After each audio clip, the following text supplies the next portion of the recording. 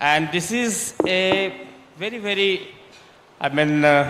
happy news. And this, I must congratulate all the participants. For the first time in free paper, we are seeing so many papers. So this shows that how enthuse is there amongst our junior doctors. So future is very bright. Without wasting time, I would request our chairpersons to start the proceeding. So first of all, first candidate to be called upon.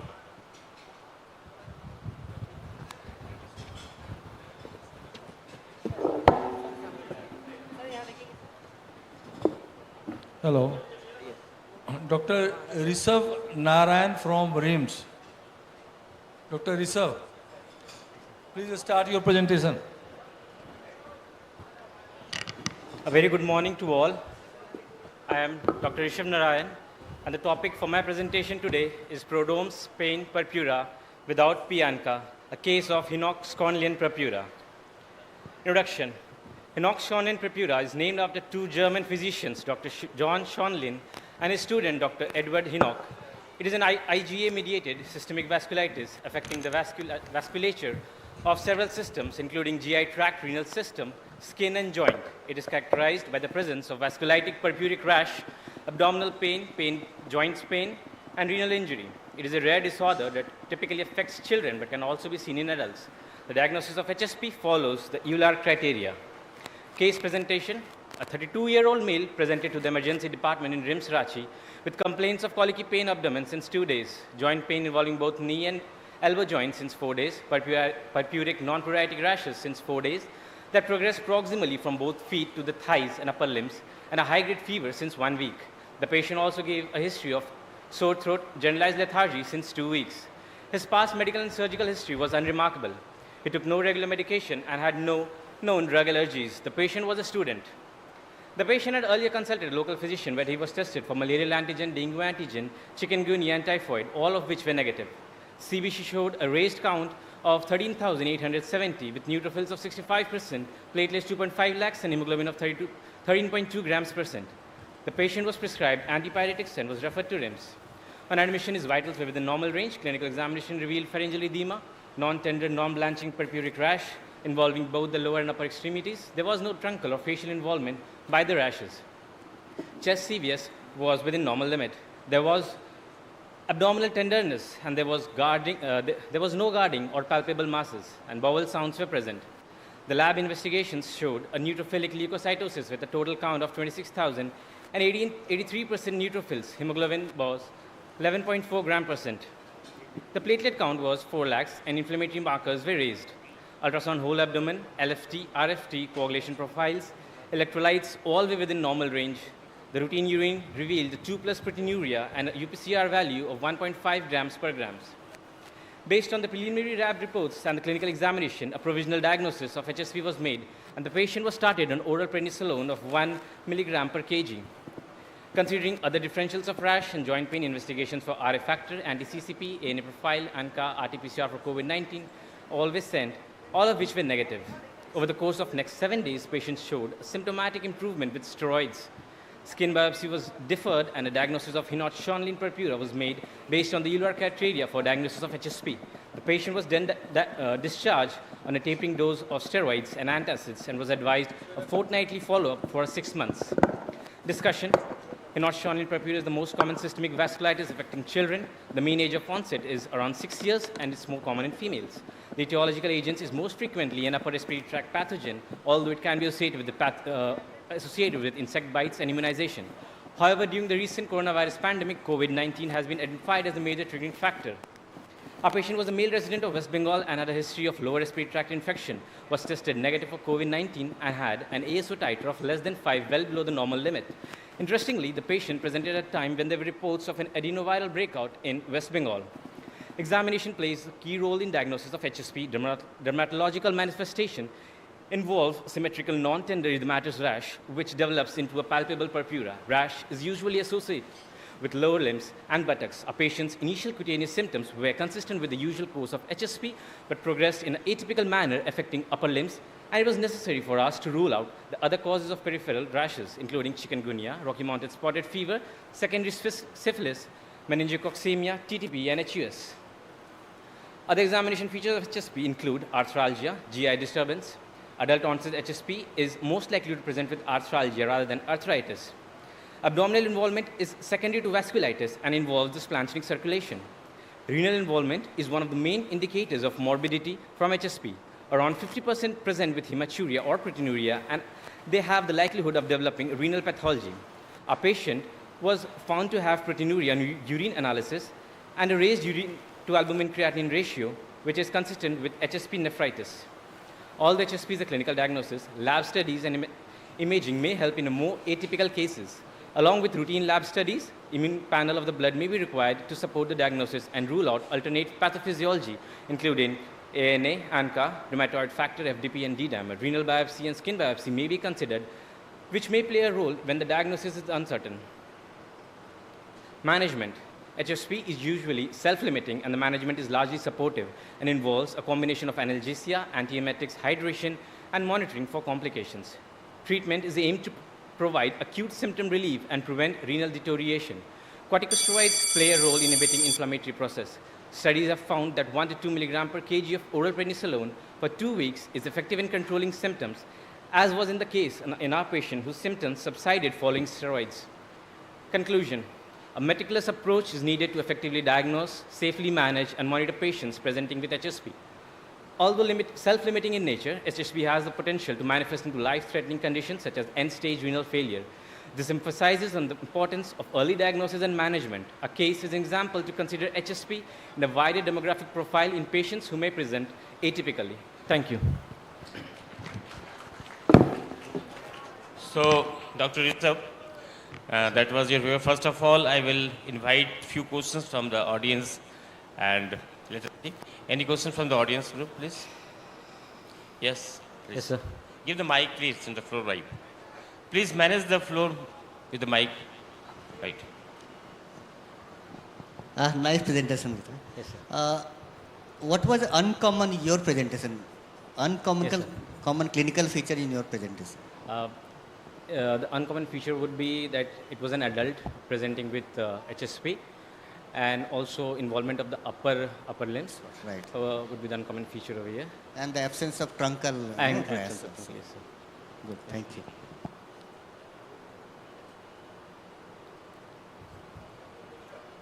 Yes, sir. Dr. Rishabh, excellent presentation. Yes, sir. Tell me, if there is no response to steroids, Yes, sir. is there any role of immunosuppressive agents in treatment of henoch-Schönlein purpura? Well, yes, steroids are basically used to just alleviate the symptoms. It doesn't have any effect on the course of the disease, but in sustained proteinuria, which is more than 6 weeks, immunoglobulin has found to play a major role in improving the renal outcome of the patients. That too in very sustained proteinurias, not in acute cases. Okay, Dr. Rishabh, Yes, just a minute. Have you searched the literature? What is the incidence, what is the epidemiology of this henoch-Schönlein purpura in this way? And what is the prognosis as such? What will be the course of the disease later on?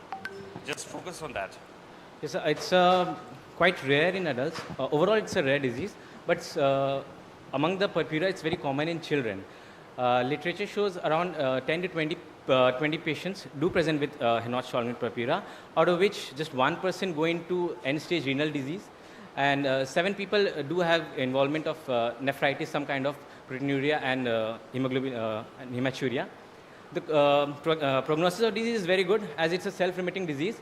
But in some cases, as in 1% people who do present with prolonged nephritic nephrotic syndromes, or may go into end-stage renal disease, and there the prognosis becomes poor. What is the incidence of the patient going into CKD for the henoch-Schönlein? It's just like 1%. 1%. What was the prognosis in your patient, in your group?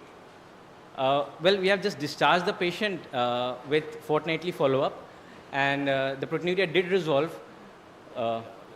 following 2 weeks. What are the chances of recurrence? And The chances of recurrence is quite high, at around 20 to 30%, and recurrence is up till about around 6 to 7 months. There is around 20 to 30% chances of recurrence. yes. And what is the prognosis if it does not respond to the treatment or management? What will be the prognosis in certain cases? Yeah, in certain cases, if it doesn't respond to the steroid alleviating symptoms and the proteinuria persists long, then prognosis is grave, I believe, in a patient ending up into CKDs and end-stage renal disease.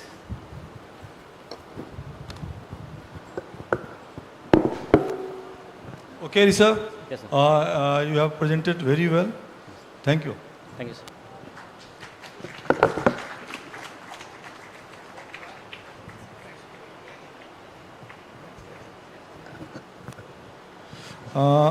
Next is Dr. Itsam Shamsad, PMCH.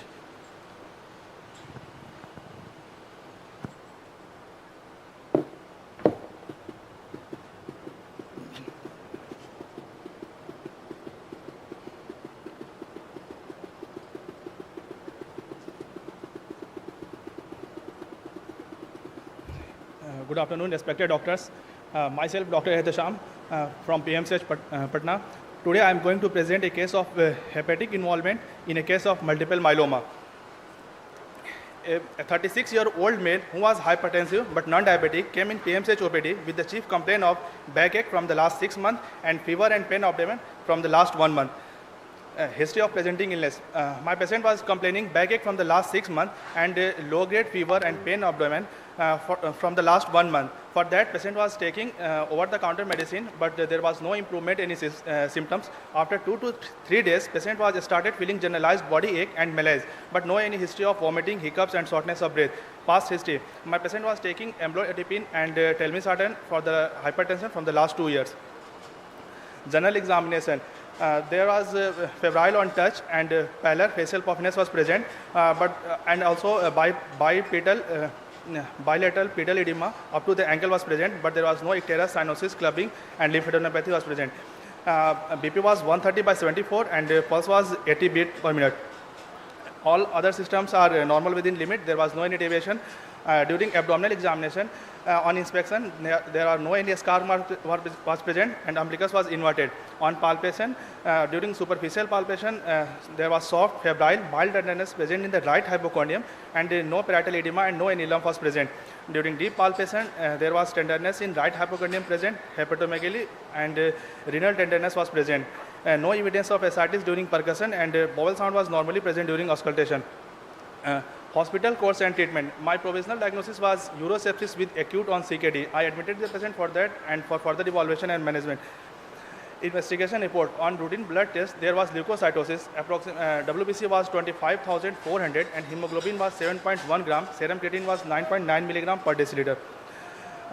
During routine ultrasonography of the whole abdomen, there was hepatomegaly with small nodules in both lobes of the liver and bulky kidney with raised cortical echogenicity was seen that we call it acute medical renal disease, and few flakes in the urinary bladder was seen. In view of the nodules, I suggest the patient for alpha-fetoprotein level estimation to rule out that heterogeneous enhancement of liver parenchyma with multiple nodular enhancing lesion in arterial phase which appears mildly hypotense on portovenous phase. And here we can also see that both kidneys are bulky. And in this figure, we can see that small multiple lytic areas noted in the vertebral bodies and few of the ribs. Then the biopsy of hepatic nodule report showing infiltration by plasmacytoid cells and few Bezier cells having high NC ratio and irregular nuclear impression given as metastatic multiple myeloma. And I also advised the patient for serum electrophoresis, and that shows markedly raised beta-2 microglobulin. That was 15,196, and there was a M peak and also significantly increased free light chains. Conclusion. My final diagnosis was bilateral acute pyelonephritis with acute kidney injury on the background of multiple myeloma with bony and liver metastatic nodules. That was treated by systemic chemotherapy with bortezomib, vincristine, doxorubicin, and along with oral dexamethasone. And for acute pyelonephritis, patient was satisfactorily treated with IV antibiotics followed by oral antibiotics. Patient was satisfactorily treated with IV antibiotics followed by oral antibiotics. And finally, patient discharged on chemotherapy for multiple myeloma and recombinant human erythropoietin for anemia and supportive management of CKD. Discussion. Multiple myeloma is a clonal plasma cell proliferation disorder characterized by primary infiltration of bone marrow and excessive production of abnormal immunoglobulin. Plasma cell infiltration of liver although occurs in about 30 to 40% cases of multiple myeloma, but nodular metastasis is very, very rare and very few cases are reported in literature. Lesion is usually diffuse in nature and its spectrum of characteristic features are widely known by acronyms CRAB, that we call it hypercalcemia, renal abnormalities, anemia and bony lesion. Take home message: in progression of CKD with multiple myeloma, almost all organs are involved. That's why many times it misguides us for evaluating other disease. In multiple myeloma with myeloma kidney, any organ can get involved. But diffuse plasma cell infiltration of liver is seen in 30 to 40% cases, but nodular lesion is very rare. That is less than 5%. Thank you. Okay, Dr. Samsad, what was the presentation of your patient? How your patient presented? Sir, backache and fever and pain abdomen for the last 1 month. There was no bony pain or those intractable pain? Backache, sir. Backache was my patient was complaining from What last was 6 his months. age? Ji, sir? Pardon? Just what was his age? I just couldn't. 26 years. What is the usual age of multiple myeloma? Sir, usual age is after 4 to 5 decades. So 46 years was the age of onset, right? Yes, sir. Any family history positive? No, sir. No family history. What about the liver? Whenever you are describing the liver, you have not mentioned about the consistency or the surface of the liver. Was that a nodular feeling in that case? You have hit the target directly and investigated for the liver. So was there any clinical suspicion that this patient might have some nodular changes in the liver? Sir, on examination, there was mild tenderness and right hypochondrium. Only tenderness and hepatomegaly. These two things you have mentioned, but not the surface and the consistency of the liver in that sense. No, sir. Actually, my liver is not too much large. That's why we are not able to actual size of liver and palpate what is the status of the nodules. Then, when I suggest the ultrasound, in the ultrasound we see in the ultrasound, but clinically you should have suspected it that way. Because any cardiac involvement? Cardiac involvement in this case? No, sir. In cardiac system. Only liver was involved. Yes, sir. And kidney? Yes, sir. Kidney was involvement. How have you proved that kidney was involved? Have you done the biopsy also? For kidney, I did not advise the biopsy. What is light chain nephropathy in that sense? Light chain nephropathy? Sir, light chain microglobin M gas hota hai. It is different from multiple myeloma, or is it a part of multiple myeloma? Sir, they are also plasma cell disorder, but they are different from multiple myeloma. How does it differ? How will you diagnose a case earlier? Sir, in that case, there is different light chain status, and it may be involved plasma cell in bone marrow. Plasma cell may be raised or not raised, like less than maybe 20%. But in multiple myeloma. What is the latest treatment for this multiple myeloma? Sir, chemotherapy में bortezomib है, bortezomib, doxorubicin. And one more salt, new salt, any new molecule? Ji sir. Any new molecule, new therapy? Sorry sir. After that, no. Okay, fine. What is the prognosis of multiple myeloma at this age? Sir, actually it also involved with CKD, so the prognosis is poor. Because CKD is its own prognosis is very poor, not completely resolved, never in the life. Okay.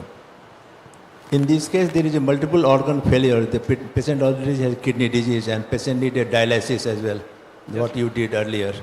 So in this context, what the other co-chairman is asking, what is the prognosis? What do you think of with this all involvement of the organs and also the presentation, apart from the management?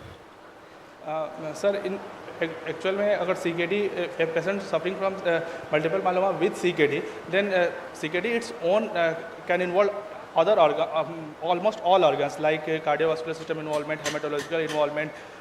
Then the prognosis is very poor. Okay. A comment on the audience? Thank you. Go ahead. Okay, thank you. Now, next candidate is Dr. Khushbu Kumari from RIMS.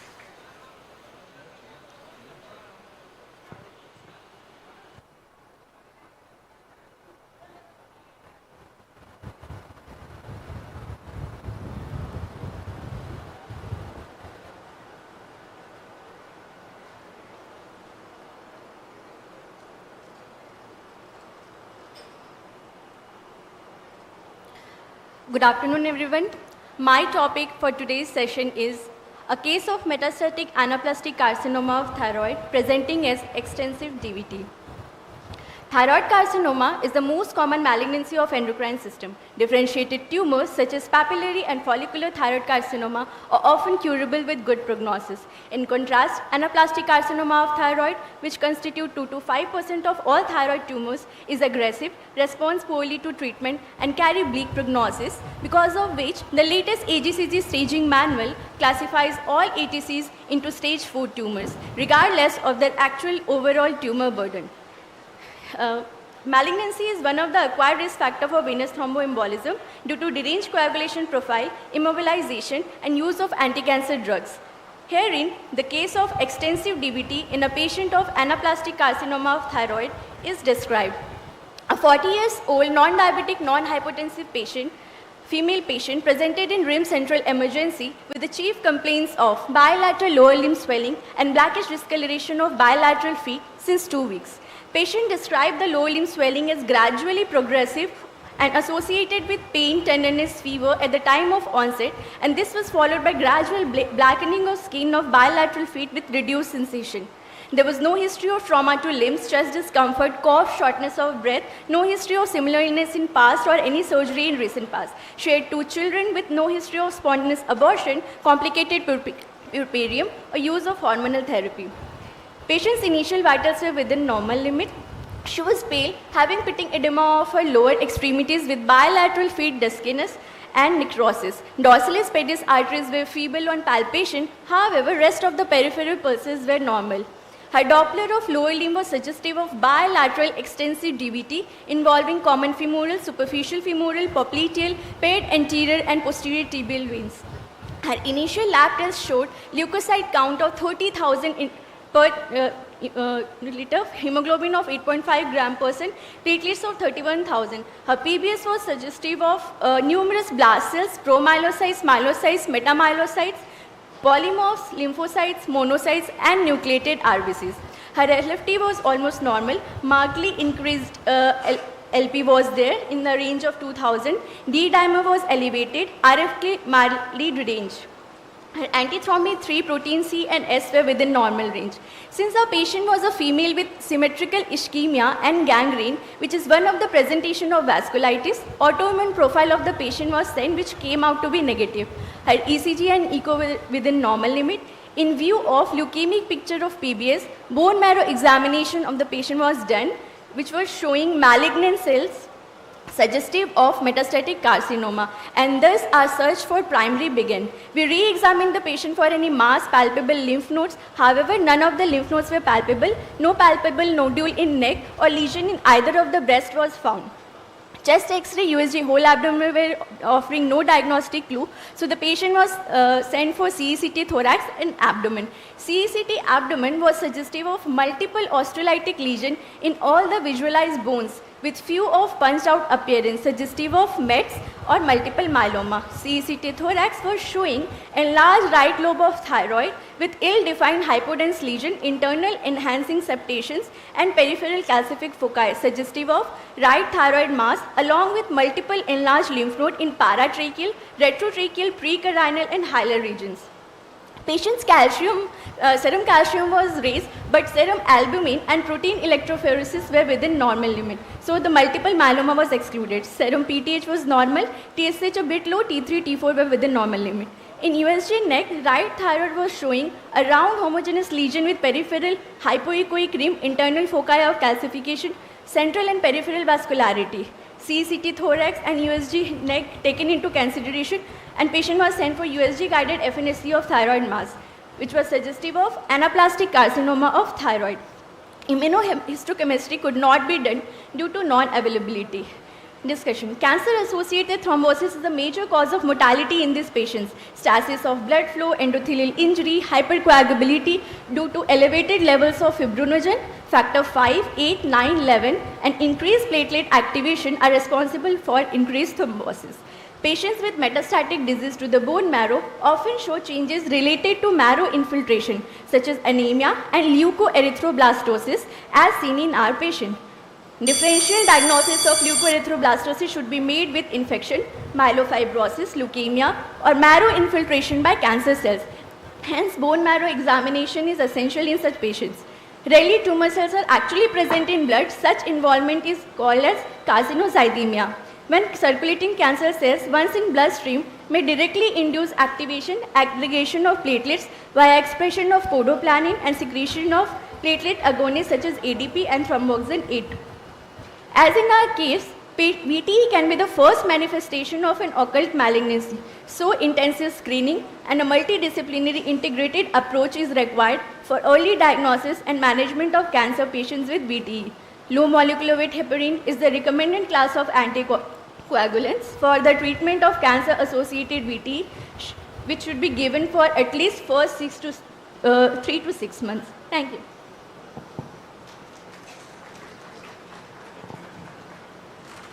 First of all, what are the types of CA thyroid, carcinoma of thyroid? So, CA thyroid can originate from follicular cells, which can be differentiated or undifferentiated. Differentiated tumors include papillary thyroid carcinoma, follicular thyroid carcinoma. Which one is the most common carcinoma of the thyroid? Papillary thyroid carcinoma. Papillary carcinoma. In which age usually it occurs? In young age or middle age or female age? Usually old age. Are they radiosensitive or not? They are radiosensitive. And this about the anaplastic? They are not radiosensitive because they don't take radio In the picture which we were showing, the picture, I think the right limb was swollen. That was showing multiple ulceration. But the left limb was not so much swollen. Edematous, it was not edematous. And about the DVT finding, this Doppler study, in that you were mentioning that that is also involved, isn't it? What do you remember? What was the finding in the Doppler? Dopplers? Yes. There was involvement of all the superficial vein of popliteal vein, saphenous vein, anterior tibial, posterior tibial veins were involved in DVT. Right or left? Sir? Right or left? Which Both, one? both, sir. Both. Bilateral DVT Equally. was there. Equally they were involved. Yes, sir. How this DVT has occurred? Not the, other organs. Sir, actually in this, the case was very atypical. Patient's age was also only 40 years. And we were not getting any nodule in neck. We have examined patient for that also. And at the same time, what I have studied, atypical cancer cells produce TF, tissue factor. They enhance production of ADP, thromboxane A2, which enhance the process of thrombosis by increasing platelet activation, aggregation and all. What are the factors that are increased in the blood? What are the factors that are increased in the blood which promote DVT or this vasculopathy? Sir, sorry sir, I could not. What are the factors? What are the substances, clotting factors or the hyperviscosity? What is the Sir, factor? in cancer patients, there is elevated level of fibrinogen, factor 5, 8, 9 and 10, which enhance the coagulation process, both the intrinsic and the extrinsic pathway. And in case of platelet, there is increased release of ADP and thromboxane A2, which are the molecules which enhance activation and aggregation. What is the prognosis? What is the life expectancy of this anaplastic So carcinoma? just 6 months from the time of diagnosis. In case of, if there was only anaplastic carcinoma of thyroid, then also prognosis was very poor, but with DVT, it is very grave. You have already mentioned there was absence of protein C, S and erythropoietin. You have already mentioned. In this case, almost the visual impression gives that is almost the gangrene-like picture, isn't that? And basically, doing any Doppler in this study becomes difficult as well to interpret also. So anyway, thank you. What are the more common causes of DVT? So common causes of DVT are prolonged immobilization, obesity, use of OCPs or hormonal therapy, any surgery, or hereditary factors may be there, deficiency of protein C, S, factor 5 laden mutation, mutation of prothrombin. Okay, thank you. Thank you. Now, Thank you, we'll request to call upon Dr. Alipa Sinha from TMH.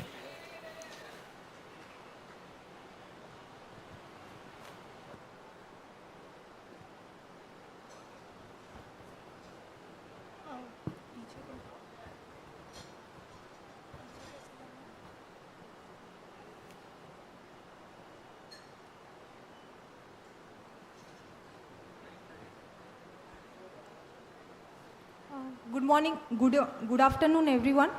My today's topic of presentation is study of profile of Japanese encephalitis in adults in an industrial hospital in eastern India.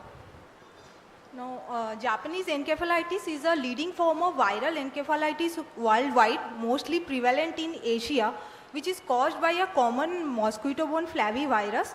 Now, the disease burden is really high, and there are estimated 68,000 cases and 15,000 deaths annually, and it is considered as a major public health problem owing to high epidemic potential, high case fatality rate and neurological sequelae among the survivors.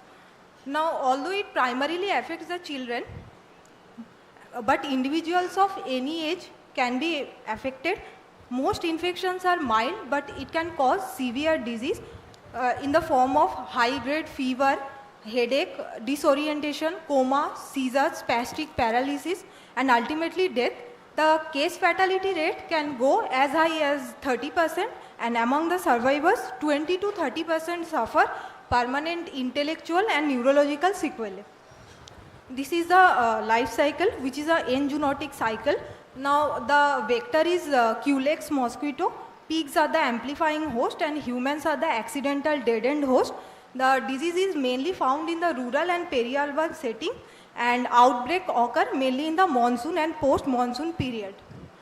Now, in India, the trends of JE is escalating, and there is about 1500 to 4000 cases are reported every year, with many cases going unreported.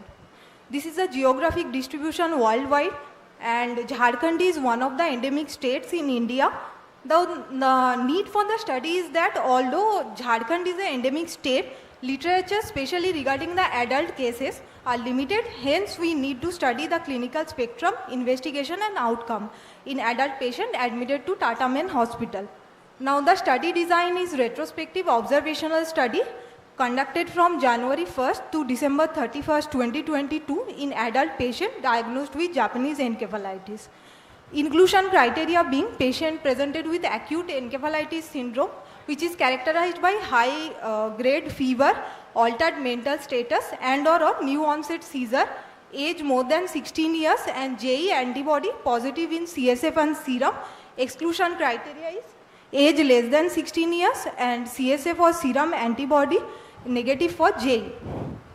Data collection and techniques and tool, detailed history, complete physical examination, CSF findings, radiological findings, complications and outcomes were noted. Coming to results, total 14 patients are admitted in this study duration. Among total 14 patients, 8 were male and 6 were female. The age of the study participant ranged from the 16 to 74 years with a mean age of 41 years, and the average length of the stay was 9.6 days. Now, about 57% were male and majority of the patient belonged to age group of 16 to 30 years. Now, timing, 9 out of 14 patients, that is 64%, were admitted in months of July to September, indicating a propensity for monsoon month where the vector density is higher. This is a district-wide distribution. Clinical presentation, fever is present in all 100% cases, followed by altered sensorium, headache, seizure and vomiting. On neurological examination, 4 out of 14 patients had vacant loop, 3 patients has cogwheel rigidity, 2 patients has generalized tonic-clonic seizure, and 2 patients had tremor, while quadriparesis, faciobrachial dystonia and right hemiparesis was seen in 1 patient each. Now, coming to lab investigation, blood investigation revealed a mildly elevated WBC count with a higher neutrophil counts. Hemoglobin level was decreased in 10 out of 14 patients, whereas LFT and RFT were normal at presentation. Coming to CSF analysis, CSF was clear and colorless in all patients. Total leukocyte count was increased, CSF with lymphocytic predominance. CSF protein was increased in all 14 cases, whereas glucose and ADA were normal, and IgM ELISA for JE antibody was positive in all patients. CT brain was done, which was in 64% cases it was normal, and 5% cases, it showed cerebral edema. MRI brain showed bilateral thalamic T2 flare hyperintensity in 11 patients, of which 4 had involvement of the multiple areas including midbrain and basal ganglia. Now, all the patients were treated with symptomatic supportive treatment, and out of 14 patients, 10 needed treatment in critical care unit, while 4 were managed in medical ward. 5 patients developed complication in the form of ARDS, sepsis with multi-organ failure and ventilator-associated pneumonia. Of the 14 cases, 1 patient expired and 1 took discharge against medical advice. The remaining made a good recovery, but 6 patients developed residual neurological sequelae in the form of tremor in 3 patients, varying degree of paralysis in 2 patients and cognitive impairment in 1 patient. Now, this is a comparison with other studies.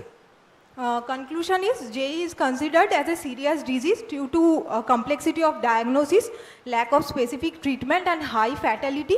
So we need to focus more on the preventive strategies in the form of rigorous vaccination program, vector control, and more extensive studies need to be conducted. This will help in preventing an outbreak and in taking effective measures. These are my references. Thank you. Okay. Differential diagnosis for this JAB. Differential diagnosis. Other possibility when the patient is presenting to you like this. Differential diagnosis. It could be other causes of meningitis. Yeah, that is the differential drug which you call. Like bacterial meningitis and other viral meningitis. And there could be what percentage of the patients were having liver involvement? Some jaundice Sorry, or sir? some. What percentage of patients were having liver involvement? Was there any of this was having jaundice, serum bilirubin level? Nil, high, sir, LFTs were normal at presentation. In all the cases. Normal, sir. Have you heard about the Wills disease? Yes, sir. What is that? Sir, leptospirosis, icterohemorrhagic fever. Right. What happens in that? Here patient. How does it differ from this?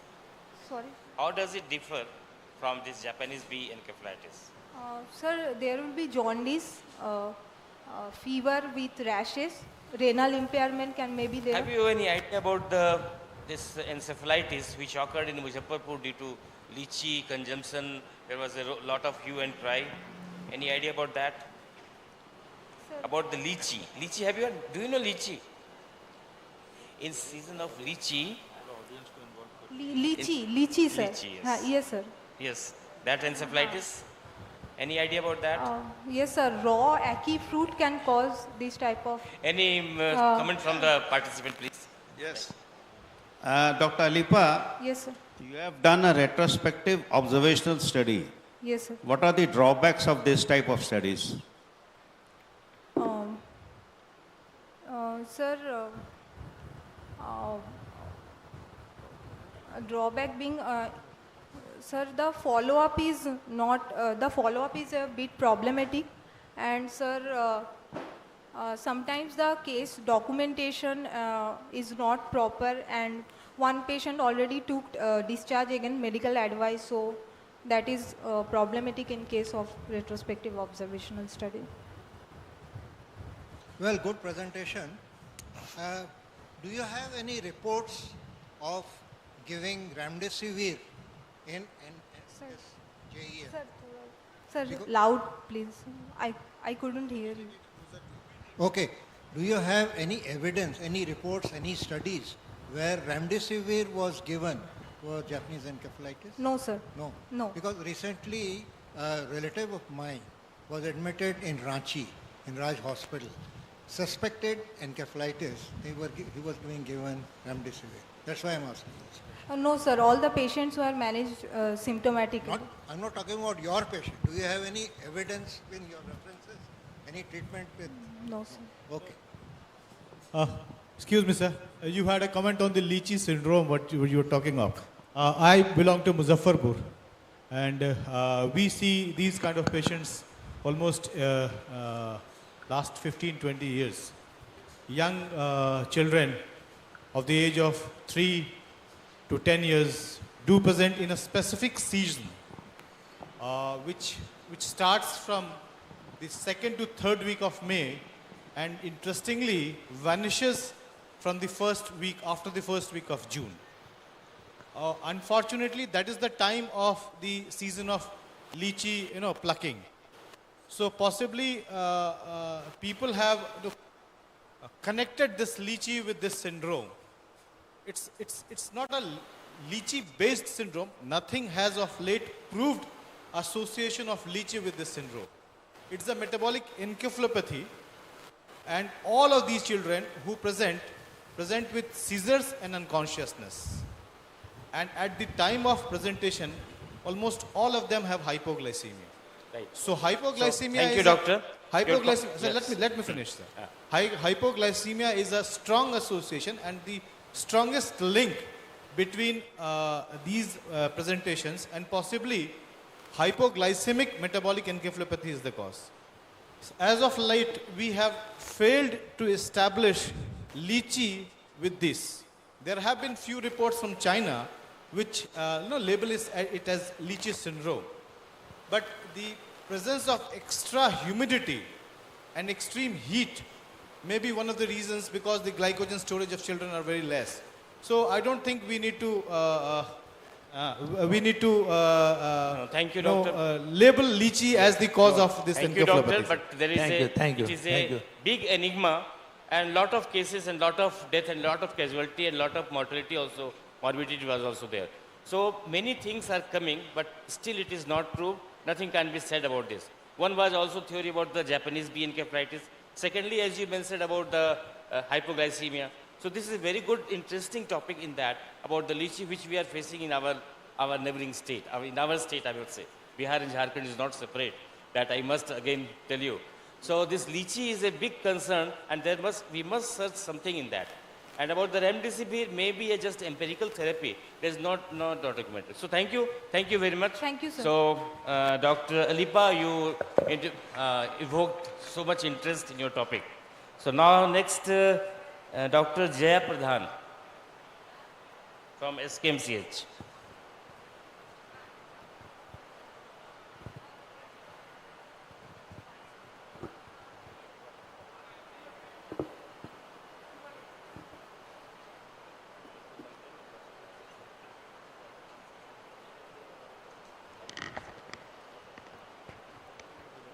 Good afternoon to one and all.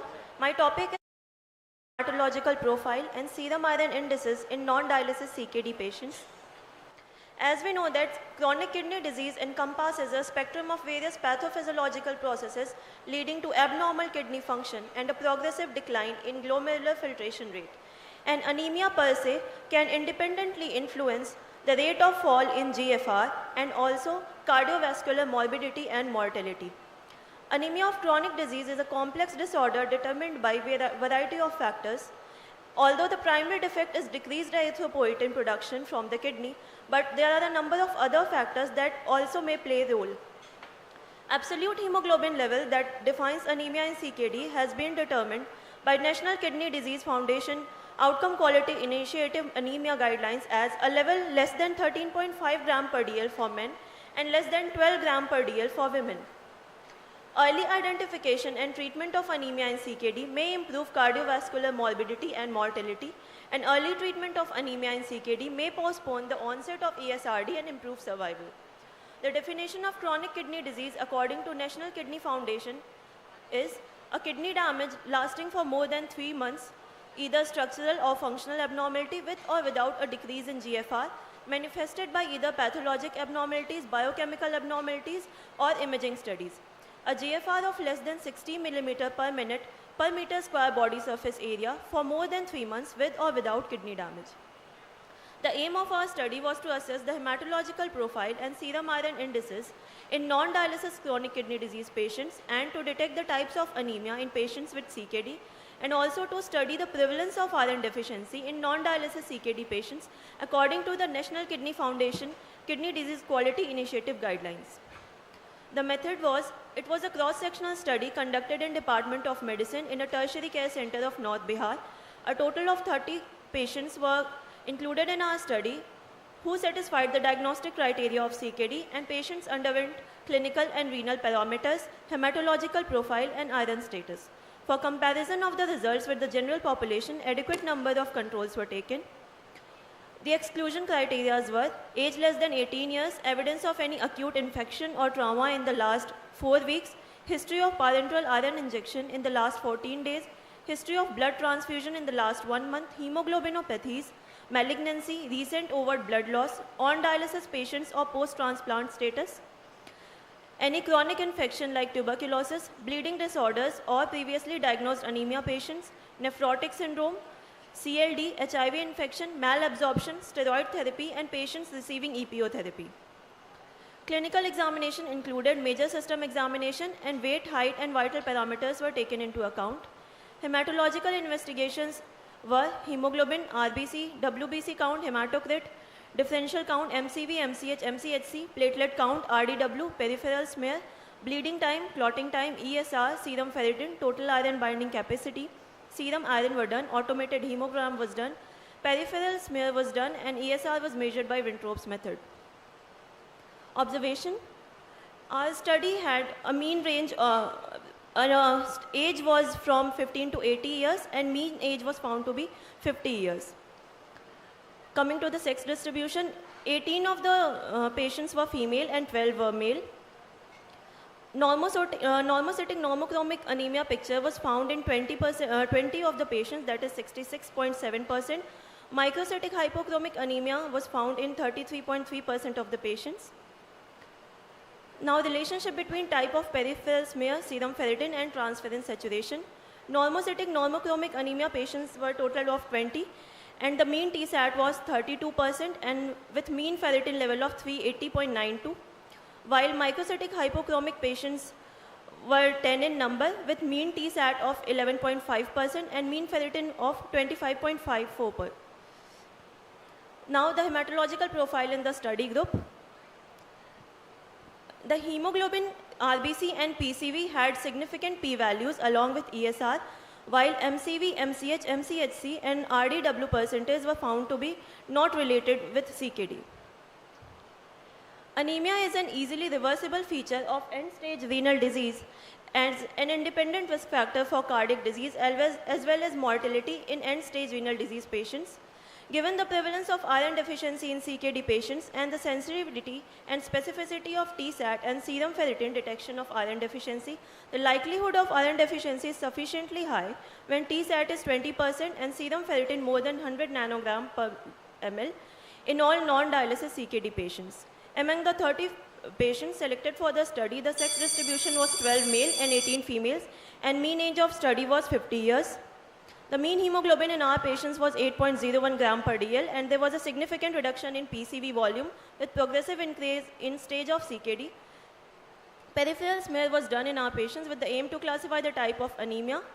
And as we are conveniently taught that normocytic normochromic anemia was found in 66% of patients and microcytic hypochromic anemia in another 33% patients.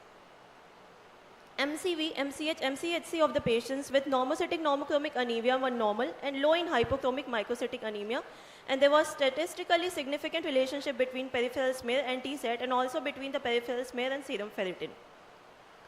Typical markers of iron deficiency used in CKD were serum ferritin, that is less than 100 nanogram per ml, and TSAT of less than 20%. These markers are also used for iron treatment decisions. Result. Anemia was universal in all study population. Normocytic normochromic picture was found in 66%, and microcytic hypochromic anemia was found in other 33%. Conclusion. It is vital to address the issue of iron deficiency in patients with CKD so that necessary investigations can be undertaken to find the cause of iron deficiency, and every effort should be made to identify the cause of anemia in CKD patients and treat the coexistent iron deficiency in CKD. And other hematological parameters should be monitored to find out the coexistent abnormality. Thank you. Thank you, Dr. Jaya. So, from the audience, please, any comment? Dr. Jaya, if you decide to give IV iron, which one is the best, iron sucrose or FCM or isomaltose, iron isomaltose? Out of these, which is the best one? So iron isomaltose is a better option because it has around 750 milligram single dose. And Dr. Jaya, according to the current guidelines, which 3 drugs should mandatorily be used in patients of CKD to retard progression? pardon? Which 3 drugs you must use in patients of CKD to prevent progression of CKD? So HIF inhibitors can be used. 3 basic drugs that have proven to retard progression of chronic kidney disease. So ACE inhibitors. Yes. After that, 2 more.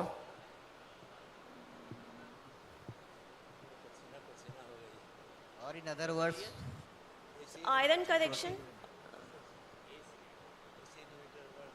Okay, the 3 drugs are the RAS blockers, the SGLT2 inhibitors, and the non-steroidal MRAs like Finranon. These 3 drugs have proven efficacy in retarding the progression of CKD. Yeah, So, if the patient just- has end-stage renal failure, the causes amongst many, polycystic kidney is also one of them. Was there any patient with polycystic kidney disease in your chronic renal failure patient? No, None. Even if it was present, what would have been the difference between this type of renal failure and other type of renal failure? Is there a differentiation in the presentation or in their biochemical picture? So the rate of GFR may vary depending on the etiology. No. When the meaning is, when does the patient of polycystic kidney disease goes into the end-stage renal failure?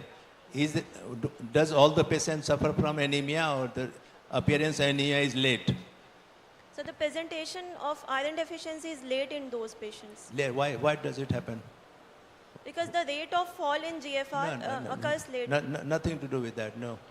Anyway, thank you. hello, Dr. Dr. Jaya. Jaya, One, what was the one- cause of normocytic normochromic anemia? What was the reason of normocytic normochromic anemia? Iron deficiency anemia, there is no doubt of it. What was the reason why there was normocytic normochromic anemia? So they are uremic inhibitors of EPO that cause iron deficiency. So again, there is iron deficiency. But iron deficiency, if you maintain the iron deficiency, there are other reasons also where the patient develops anemia and CRF, isn't it? Okay, thank you. Sir, last question. Please. Dr. Jaya, how you have calculated sample size in your case?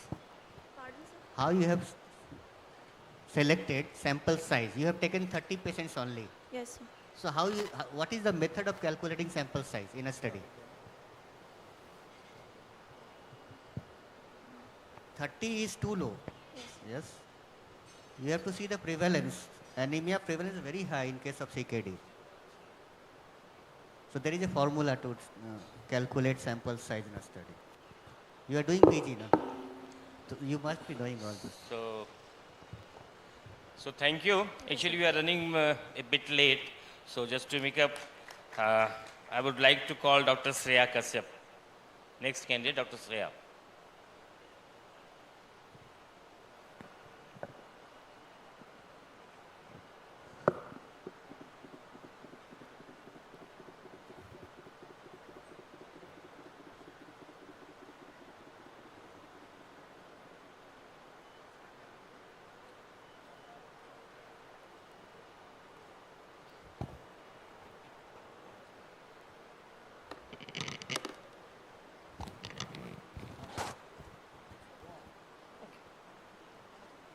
Good afternoon, everyone. The topic of my presentation is pyrexia of unknown origin. Think of Still's disease. Whenever a patient of pyrexia of unknown origin comes to your OPD, you should always think of Still's disease.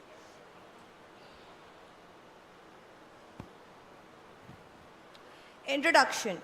Pyrexia of unknown origin was earlier defined in 1961 as an illness duration of more than 3 weeks with fever of more than 38.3 degrees Celsius on 2 occasions and an uncertain diagnosis despite 1 week of inpatient evaluation. This definition has now been changed because majority of the patients do not require inpatient evaluation and they get admitted only when their clinical status deteriorates. The definition now excludes inpatient evaluation and immunocompromised status. The definition now says fever more than 38.3 degrees Celsius on at least 2 occasions, illness duration more than 3 weeks, no immunocompromised status, and diagnosis that remains uncertain even after thorough history, physical examination, and obligatory investigations. This slide shows the ordeal that the patient of AOSD has to go through. For example, Lisa from United States quoted that I had been running daily fevers and experiencing severe fatigue for 10 months. I saw 3 rheumatologists, 2 infectious disease doctors, and 1 hematologist at the cancer center prior to the diagnosis finally made by the rheumatologist. The case that came to our emergency was a 36-year-old married female, 4 months postpartum, non-diabetic, normotensive, with complaint of fever, high grade, intermittent in nature for past 1 month, and she had already sought treatment in multiple local hospitals before coming to RIMS. There was no history of dysuria, rashes, low abdominal pain, orogenital ulcer, contact with an infected person, or morning stiffness. But there was a positive history of multiple joint pain for past 3 weeks. On examination, patient was alert, conscious, oriented, no lymphadenopathy, no rashes, no petechiae. Patient was hemodynamically stable, chest CVS was normal, GIT showed no evidence of organomegaly, CNS, bilateral pupil reactive, neck soft, Kernick's negative. The patient was already evaluated in Alam Hospital, and the reports of that hospital showed TLC count of 11,500 with neutrophil predominance of 83%. Optimal, Vidal, dengue, chikungunya were all negative. Routine examination of urine was normal, CRP positive. CSF showed routine cytological and biochemical parameters within normal limits. Culture showed no growth. CT brain was within normal limits. Ultrasound whole abdomen showed findings of mild hepatomegaly. Blood culture also showed no growth. On further probing, the patient revealed that she also had an episode of sore throat while at the onset of the symptoms. Routine examination done in our hospital revealed deranged LFT, SGOT 280, SGPT 119, RFT was normal, TLC count of 12,000, again with a neutrophil predominance of 85%, hemoglobin 8 gram, platelet count 81,000, CRP, ESR, LDH were all raised, CPK was normal, Coombs test showed direct and indirect negative, ANA profile, autoimmune hepatitis, RA factor, and anti-CCP were all negative. Routine examination of urine was normal, culture showed no growth, serology was non-reactive, Mantoux was negative, thyroid function test normal, ultrasound whole abdomen also revealed mild hepatomegaly. There was no signs of ascites. 2D echo was within normal limits, chest x-ray normal, but blood culture in our hospital showed staph aureus, which was sensitive to chloramphenicol, teicoplanin, and ampicillin. Patient was then started on injection chloramphenicol and injection amikacin, but fever did not subside. Patient still continued to complain of high-grade fever of 101 and 102 degrees Fahrenheit on several occasions. In order to rule out drug fever, we even stopped all the medications for past 48 hours, but patient continued to have fever. CECT abdomen was normal, bone marrow aspiration was normal cellular. Discussion. AOSD is a rare clinical entity with unknown etiology characterized by arthritis, fever, rash, and other systemic presentation.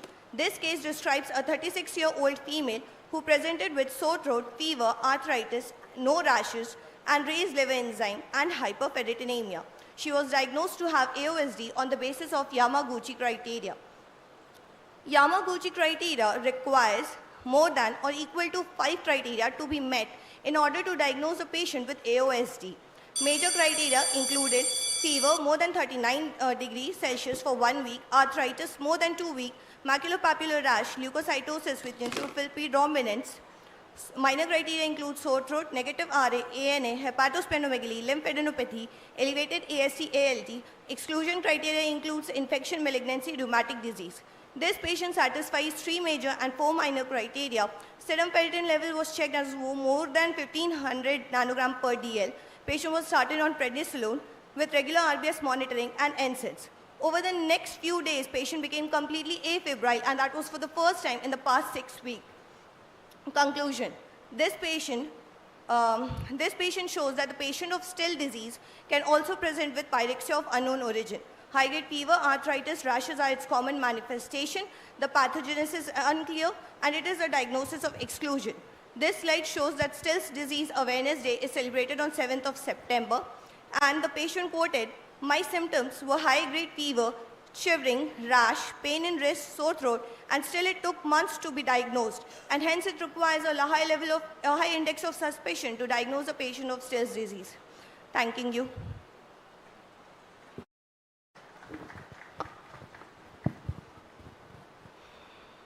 Thank you, Dr. Asiria.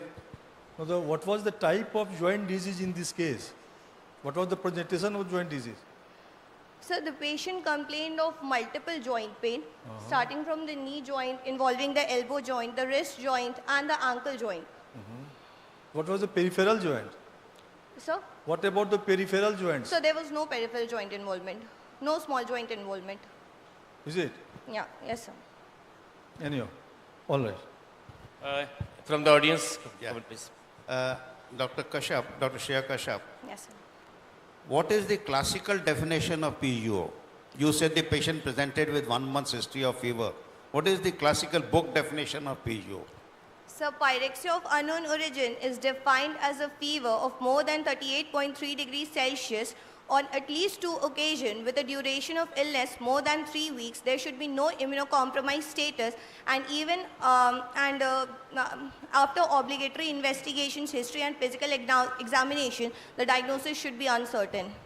Excellent. And you have to exclude immunocompromised Yes, sir. state and right, sir. Yeah, Because my and- topic is there, so we will discuss it there, right? So yes, what was sir. the treatment that you have given in the ASD? So treatment, we prescribed her with NSAIDs and prednisolone. And she responded gradually in 1 or 2 days, and there was no complaint of fever. And then we discharged her on tapering dose of prednisolone for 6 weeks. Have you traced the family history also? Dr. in this Shreya? case? Yes, sir. We asked for the family history, but there was no relevant family history. Any child or any this younger suffering from this? So she was a disease young family? patient, 36-year-old. She had only one child, and no, sir, no. family Okay, history. thank you, Dr. Shreya. Excuse me, sir. We move to next candidate now. Hello. Dr. Shreya? Rakesh One second. Kumar Modi. Yes. Have you done the COVID antibody for this patient? Sorry. Sir? There was a comment. COVID antibody? No, sir. We didn't do. Why not? It was MIS. Actually, sir, we didn't thought about that. Actually, COVID patients were not coming at that time, so that slipped. Right, it was a focused study, I think, because you were knowing that it's still disease, so you work on that. Right, so that was a So focus. when all our criteria was met, we Anyway. checked for the ferritin level. It was more than 1,000, so we started on prednisolone, and then the patient gradually prednisolone responded. is the drug which you all the time use, and the fever subsides. By the Yes, way, sir. that These are Dr. the- Shreya, role of antibiotic in PO, No, sir, I haven't read of that. but when to start? In case have to start an antibiotic, when will you start and which one would you prefer? So I don't know this. Anyway, I'll look Dr. into it. Thank Arya, you, sir. we move to next candidate now, Dr. Rakesh Kumar Modi. So it was a very nice, I think, your query. We can discuss it in my talk in that time. My topic is same, PO, FUA, whatever you call that.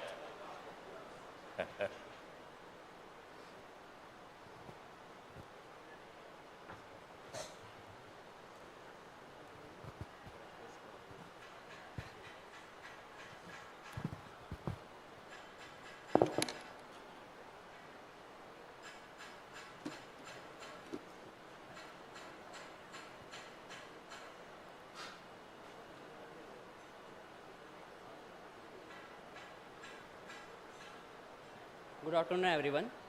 My topic is a rare case of HCV-induced focal segmental glomerular sclerosis in a patient of chronic decompensated liver disease. Introduction. Hepatitis C virus infection is a systemic disorder which is often associated with a number of extrahepatic manifestations, including glomerulopathies. Various histological types of renal disease are reported in association with HCV infection, including cryoglobulinemia glomerulonephritis, MN, MPGN, but IgA nephropathy and FSGS has also been reported. FSGS is histologically characterized by segmental scarring that involves a part of the glomerulus and only affects some but not all the glomeruli sampled. Patient with this condition can present with clinical manifestation of nephrotic and nephritic syndrome or renal insufficiency. The most common clinical manifestation of FSGS in about more than 70% of patients is nephrotic syndrome, presenting as generalized or dependent edema, fatigue, appetite loss. FSGS is commonly termed as primary or secondary. Primary is idiopathic, while secondary FSGS denotes the development of FSGS lesions as an adaptive phenomenon following the reduction in the nephron mass, direct toxicity by the drugs or viral infection, or healing from endothelial injury. Here's the case. A 30-year-old male patient came to the emergency room Ranchi with complaints of abdominal distension for 8 months, bilateral lower limb swelling since 6 months, black discoloration of stool for past 2 months. He was chronic alcoholic and driver by occupation. There is no any history of comorbidities like diabetes, hypertension, tuberculosis, or thyroid dysfunction. On examination, patient was a thin-built, alert, conscious-oriented, to time present person. There was pallor in teres and edema. Chest high bilateral basal crypts. Per abdomen shows hepatomegaly with shifting dullness. There is CNS is normatively directed. On further investigation, CBC shows features of anemia with hemoglobin of 8.3 gram per dl, platelet 4.14 lakh, and TLC is 5,350. RFT is deranged with urea of 68 and creat 1.9. LFT shows total bilirubin 3.4, ALP 466, AST 61, ALT 35. Lipid profile is deranged with triglyceride of 304, cholesterol 471, and HDL 39. PTNR is normal. Serum albumin is decreased with 1.9 gram per dl. Acidic fluid shows SAG ratio of 1.3. Serology, HIBH and HbSAg were non-reactive, but anti-ICV is reactive. Routine urine shows 3+ proteinuria, and on ultrasound, coarse texture of liver margin, ascites, and grade 1 echogenic kidneys. Based on the clinical examination, patient was provisionally diagnosed with decompensate chronic liver disease, etiology, alcohol, and hepatitis C with nephrotic range proteinuria. Further workup done in view of proteinuria, 24-hour protein, spot USAR, and ICV RNA viral loads were sent, which came as 37,000 international units per liter of ICV RNA viral load and 3.8 gram of 24-hour unit protein. Nephrology opinion was taken. Kidney biopsy was advised, taking into consideration the association between the hepatitis C and MPG and type 1 MN cryoglomerular glomerulopathy. But the renal biopsy shows the features of FSGS with 13.7% sample glomeruli shows segmented glomerulosclerosis with acute tubular injury. All the parameters like IgA, IgG, IgM, C3, C1q, kappa and lambda light chains are negative, which rule out the primary cause of FSGS. On the basis of all reports and clinical presentation, patient were diagnosed with decompensated CLD with FSGS, probably due to chronic HCV infection. Further treatment was started. Patient was treated with injection cefotaxime, pantoprazole, salt and water restriction, tabascan lactone, furosemide thiamine, and sofosbuvir 400 mg and vatoracil 100 mg. After 2 weeks of treatment, patient shows clinical improvement. Patient was discharged on the following advice: sofosbuvir and belpracil 12 weeks, ramipril, pantoprazole, atorvastatin, and advised to follow up all the reports of CBC, LFT, RFT, SCV, and a viral load, anti-SCV, and routine urine. On follow-up, patient recently came to the OPD after 5 months with the reports of hemoglobin 12.3 gram per dl, LFT. RFT was within normal range this time. SCV RNA viral load was not detected, and there is no routine urine with no hematuria. Patient edema is also subsided.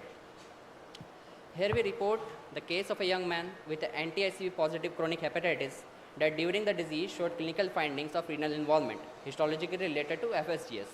We prescribed him direct-acting antiviral therapy. After treatment, ICV RNA proteinuria disappeared and patient is also clinically improved. The lack of finding of ICV antigens or ICV RNA glomerular lesions occur in our patient does not rule out the virus role in pathogenesis of immunological nephritis. After treatment with the direct-acting antiviral therapy, the recovery of our patient as well as disappearance of proteinuria showed that the FSGS and ICV infection are not associated by only chance. Over the last decade, the advent of direct-acting antiviral therapies has revolutionized treatment of HCV infection, dramatically increasing the rate of viral clearance more than 95% of cases. The association between the HCV and FSGS was first noted by Alcor et al. In 1995 when patient with HCV cirrhosis underwent kidney biopsy for proteinuria. Subsequently, Zakhetom reported a case of HCV and FSGS who respond to antiviral therapy. At last, we conclude with HCV infection affect more than 170 million people worldwide and is responsible for 3.5 lakh deaths every year. HCV is associated with a large spectrum of renal lesions and clinical sequelae in both native and transplanted kidneys. The most common HCV associated renal disease is cryoglomerular glomerulopathy, but HCV may associate with membranous MPG and FSGS IgA nephropathy also.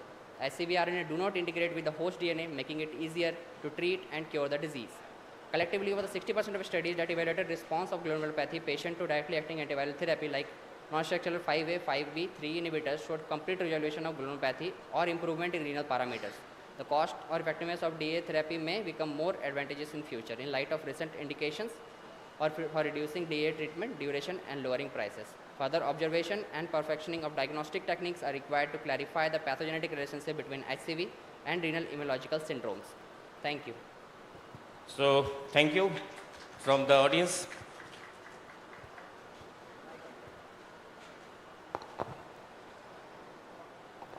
You have mentioned that you have given atorvastatin. Okay, now may I ask you what is the reason for giving? But deranged lipid profile, sir. You had a deranged lipid profile. So you were saying, doctor, that patient had chronic hepatitis. So it was having ascites also, right? Ascites, splenomegaly, feature of portal hypertension.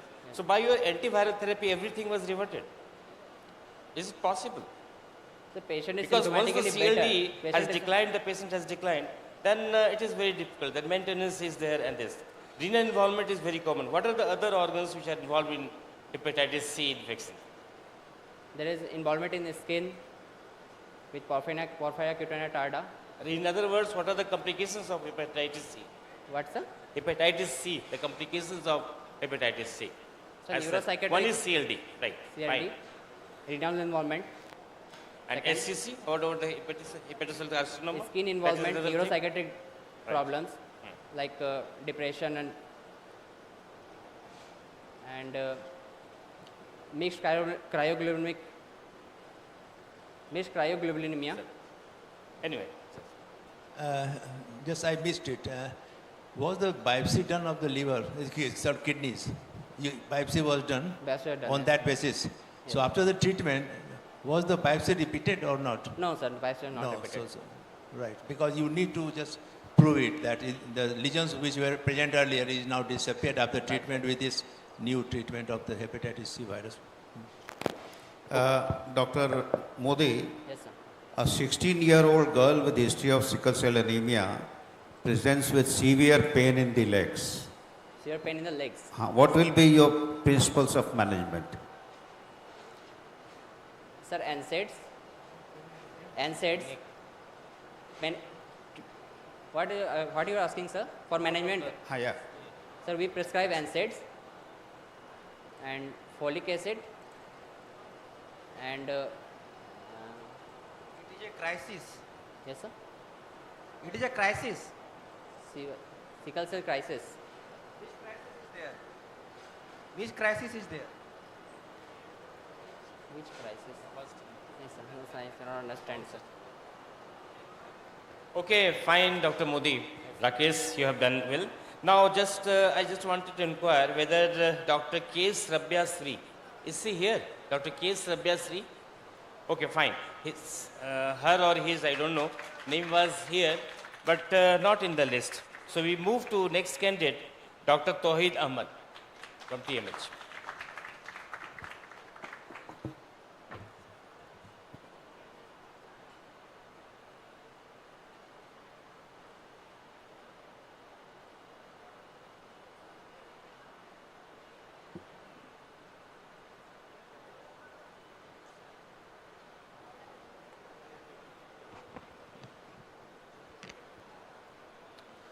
Good afternoon, everyone. I'm Dr. Tawheed from Tata Main Hospital, and I'm presenting a study of profile of scrub typhus in Tata Main Hospital, an underestimated problem. So scrub typhus is a rickettsial infection caused by Orinchia susukamushi, which is an obligate intracellular bacterium. It is transmitted by the larval forms of trombiculid mite, which are also called chiggers. It occurs when infected larvae accidentally bite human beings. Over 1 million new infections are detected annually, and it is estimated that 1 billion people globally are at risk. Early clinical manifestations may be non-specific and may be confused for other common viral illnesses, malaria, or other bacterial infections. It often presents with fever associated with headache, cough, nausea, vomiting, myalgia, and sometimes a skin rash. However, at times it may get complicated with features such as myocarditis, pneumonia, acute kidney injury, meningoencephalitis, GI bleeds, and multi-organ dysfunction syndrome. So the need of the study, so there have been very limited studies on scrub typhus from the eastern part of the country and no reported study from Jharkhand. Hence, we sought to undertake this study at Tata Main Hospital. So our aims were to study the clinical profile, laboratory features, and outcomes of scrub typhus, and also to identify predictors of disease severity. So this was a retrospective observational study between January 2020 to December 2022, and the study population consisted of patients admitted to the wards and critical care areas of Tata Main Hospital. Inclusion criteria, we included patients with a febrile illness of more than 5 days with typical features of myalgia, arthralgia, headaches, with or without an eschar, along with either a positive wheel-Felix reaction with titers of more than 1:360 or IgM ELISA 2 or Incha Susukamushi in titers of more than 1:80. We excluded patients with other febrile illnesses such as malaria, dengue fever, enteric fever, and other infections. We also excluded pregnant females and cases where the antibody tests were negative. Data relating to epidemiology, clinical history, and presence of comorbidities was noted. Clinical features, lab parameters, including radiological investigations, were noted. And clinical outcomes noted included length of stay, complications, response to treatment, and the mortality. Coming to the results, so out of suspected 65 cases, 42 cases were confirmed to be that of scrub typhus, with 16 males and 26 females, with a male to female ratio of 0.6:1. The average age of males was 12.6 plus minus 11 years, and that of females was 22 plus minus 19 years.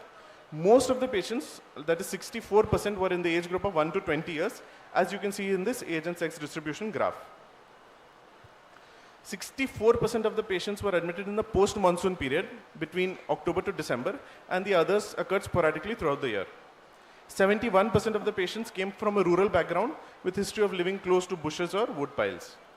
Coming to the clinical features, the most common presenting feature was fever, which was seen in 71% of the patients, with an average duration of fever of 9.5 days. Other presenting features in decreasing order of frequency included vomiting, altered sensorium, pain abdomen, skin rash, cough, loose stools, seizures, anasarca, breathlessness, and melena in one patient. On general examination, hepatosplenomegaly was noted in almost 30 to 40% of the patients, and a typical eschar was seen in 38% of the cases. Skin rash was seen in 19%, and other features included lymphadenopathy and anasarca. 3 of our patients had comorbidities including SLE in one, hypertension in one, and tuberculosis in one patient. So the image on the left shows a typical eschar which was seen in one of our patients on the anterior abdominal wall. The image on the right shows bilateral mid and lower zone opacities typical of ARDS.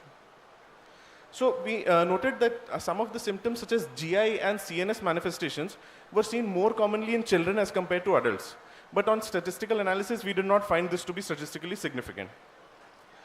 Coming to the lab investigations, leukocytosis was seen in 34% of the patients with neutrophilic predominance in 84%. Thrombocytopenia was noted in 52% of the patients. Transaminitis was noted in 67% of the cases with an AST to ALT ratio more than 1 in almost 90% of those with transaminitis. CRP levels were elevated in most patients, and so was hypoalbuminemia. The outcomes, average length of stay was 8.1 plus minus 4.2 days. 38% of the patients needed transfer to critical care for managing complications. However, there was no mortality. The case fatality rate of our study was 0.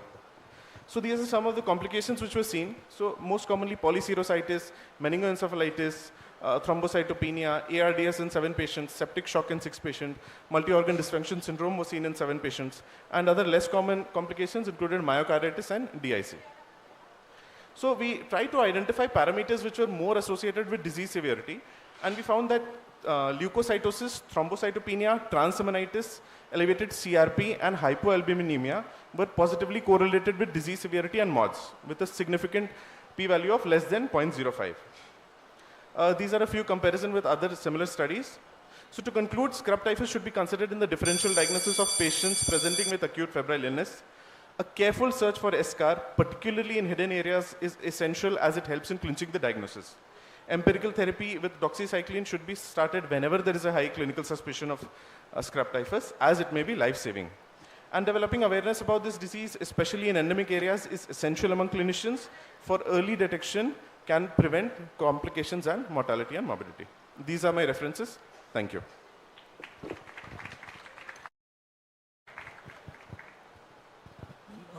Thank you, Dr. Tawhid. What was the reason why the scar is found in covered area usually? Either upper part of thigh or abdomen. Why the scar is found in upper abdomen? Because it is, the insect can bite in the lower limb also, hands also. Then why the upper abdomen? Sir, it is seen that the Use the mic. It is seen that the mites usually they are limited by the clothes. So areas around the belts, around the flexures of the knee, around the groin, they are more commonly they get attached to those areas. Okay. Can I ask? What is the drug of choice in this case? So the drug of choice was doxycycline at a dose of 100 milligrams twice daily. For uncomplicated cases, we gave it for 7 days, and for patients with complications, we extended it to 14 days. How many cases have you seen in your TMH of this scrub typhus? Sir, this was underestimated. You told that it is an underestimated. Sir, so underestimated in the sense, sir, there was a recent systematic review which included 89 different studies presenting with acute undifferentiated febrile illness. They found that of that, 25% of those acute undifferentiated febrile illnesses were due to scrub typhus. So, because the tests are slightly expensive and availability just is different. less. I'm asking you, how many cases have you seen in TMH? Sir, in this study, we measured 42 cases. 42? 42 cases in 42. 2 years. In 2 years, 42 In 2 years. cases. Confirmed cases. You have mentioned 65 cases. Sir, and 65 were suspected, 42 were confirmed. They were confirmed. 42 were So confirmed. when the patient comes with the fever, the symptoms what you have described, do you do the regular test routinely for the diagnosis? No, sir. Initially, You don't routinely, do. we don't do. And the IgM levels usually are detected after the first week. So there's no point. After we've excluded the common diseases, or if we get a typical SCAR, then we would prefer to go for this test. Because it is slightly expensive, sir. Naturally, because many times people do miss it, and even if you don't Yes, see sir. the scar, and you have seen that also, all the patients do not show the scar Yes, sir. also. Yes, sir. That's okay. Can you tell me What from are which the, area they were coming? Just From which area they were coming? Sir, most, around 70% from the rural areas of Saraikela, Kharsawa. So Aditpur and bordering Recently, there districts. was an outbreak of scrub typhus in Simdega also. Therefore, I was asking, in Simdega. Many cases were reported. Because it has an epidemic course. Yes, Once sir. the case occurs, and it involves the belt. So many cases there. Dr. Birmani, please. Yeah, Dr. Tawhid, sir, what are the 2 diagnostic tests for scrub typhus? Sir, one would be on examination if you get an SCAR in an undifferentiated febrile. Diagnostic test, not Diagnostic would examination. be, sir, IgM capture ELISA and indirect immunofluorescence test. And of course PCR, don't forget PCR. The scab can be sent for PCR, sir. Dr. Tawhid, can I ask? Yeah. Sir. This is beautiful. Really nice. Thank you, sir. We often get it in our hospital. How many days does it take for you to suspect typhus in your admitted patients? Because it's a very vague symptom. Sir, at least 5 to 7 days. Our common guesses would be malaria and dengue. Even if in this case also, sir, 16% of our patients had a false positive dengue card test. So then after that we repeated IgM, and those were negative, and then we thought of scrub typhus. You mean to say you've done all the tests, including LP and everything, in 5-7 days? Sir, those presenting with meningoencephalitis features, we did LP for all of those patients. So we got a lymphocytic predominant picture. Average WBC count was around 87. The protein levels, average protein levels were 122, with maximum WBC count in CSF around 212 or 13, and maximum protein was around 224. A lot of our patients we found in the axilla, the S-sharp, axillary area. So it's not necessarily the exposed areas. Sir, I didn't get you, sorry. Quite a few of our patients had the scar. Yes, sir. In the infra-axillary area. Sir, we had 18 patients with SCAR. 4 had on the anterior chest wall, 4 on the back. 3 patients had on the abdomen, 3 on the thigh, 2 on the groin, 2 in the axilla, I think. Maybe I'm missing 1 or 2. If you manage to get it in 5 days, it hats off. Sir, it usually takes us more than 5 days. Okay, Dr. Nandwani, thank you. You have just got the real point. Right, thank you. So thank you. Thank you, sir. Now we move to our next candidate, Dr. Niranjan Mal.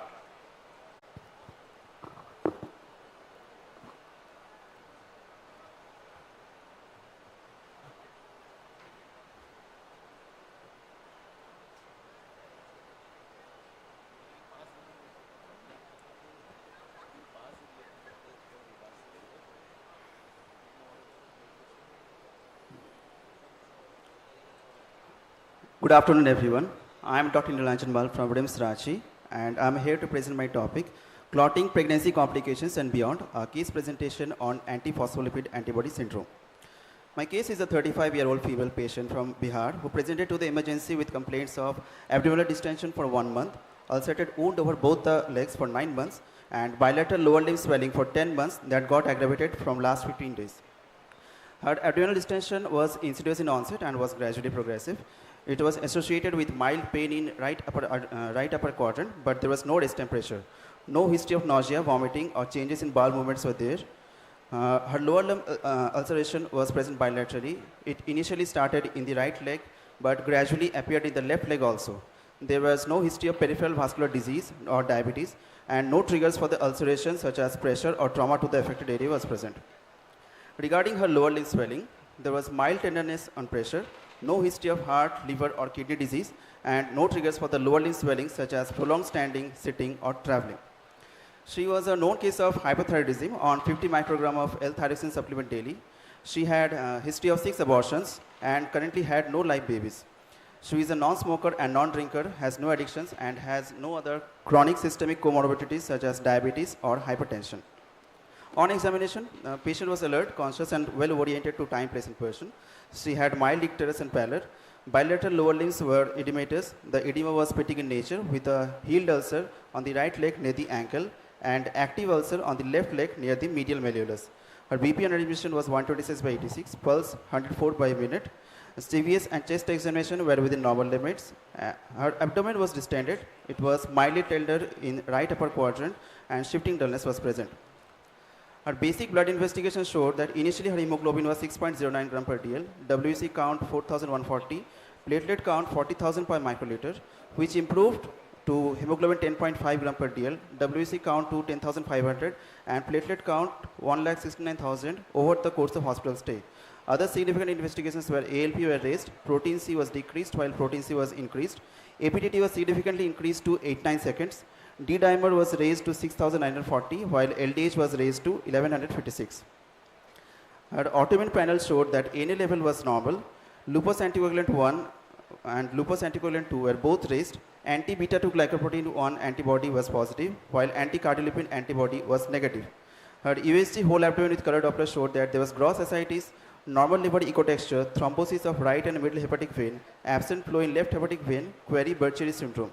She had normal sized uterus and adnexa. Her bilateral lower limb color Doppler showed bilateral deep vein thrombosis. 2D echo was done. It showed ejection fraction of 53%. Rest of the examination or findings were normal. So it was concluded that patient had early Burcheri syndrome by doing the ascitic fluid analysis also, in which SAG ratio came to 1.3 and fluid albumin was 2.7 gram per dl. So the final diagnosis was concluded upon to APLA syndrome, that is antiphospholipid antibody syndrome. She was initially started on injection enoxaparin 60 mg twice daily. Diuretics in the form of furosemide and spironolactone were given.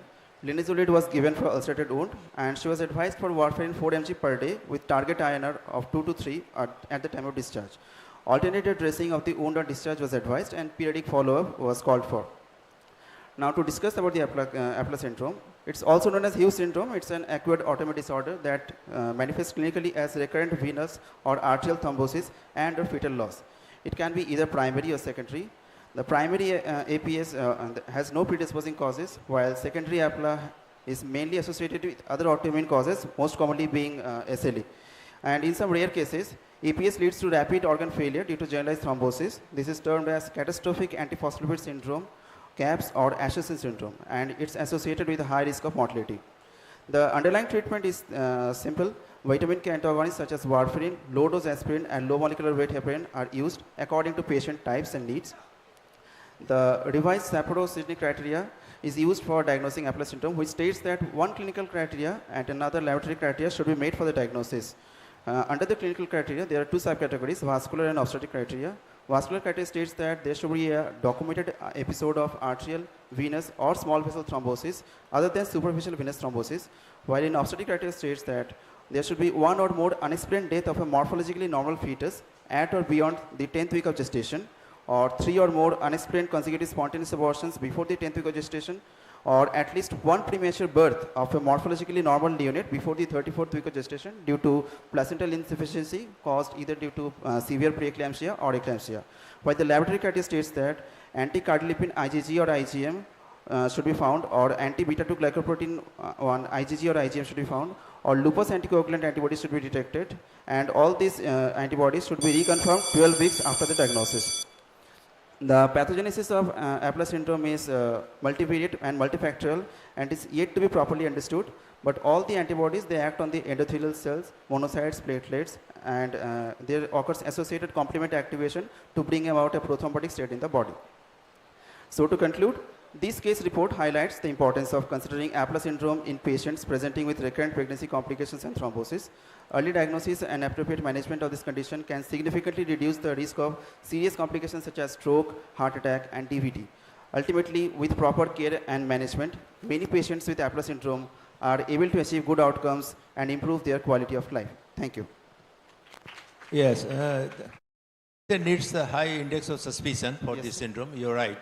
And you have already said that the treatment for this is for prevention. You use the warfarin, that is vitamin K antagonist. Yes, sir. And you also said about the low molecular weight and aspirin. Where do you use your low molecular and aspirin? Where do you use? In which patient you use warfarin and in which patient you use low molecular weight? Sir, low molecular weight heparin is used if the patient is pregnant, and aspirin, in many cases, it is used if it is associated with arterial thrombosis. Also, in some pregnancy cases, also we can use aspirin. It's not like Yeah, that. But yes. If the patient develops the recurrent or with thrombosis the also. INR of 2 and 3, you may increase the warfarin. Would you like to increase or may develop complications with hemorrhage?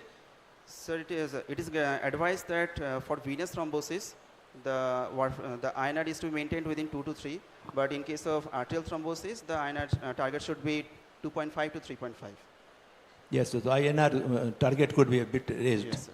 Yes, Right, Dr. Nilanjan. Yes, so first of all, I would like to know what is the incidence of CVT? Because you are describing about the DVT and this thing, the cardiovascular thrombosis, which is very, very much common. The sagittal sinus thrombosis or this, in this case of thrombosis. So central venous thrombosis, CVT. Sir, in case of Aplar, the CVT, incidence of CVT, patient will present to you with paraplegia, sometimes hemiplegia. So many presentations are there.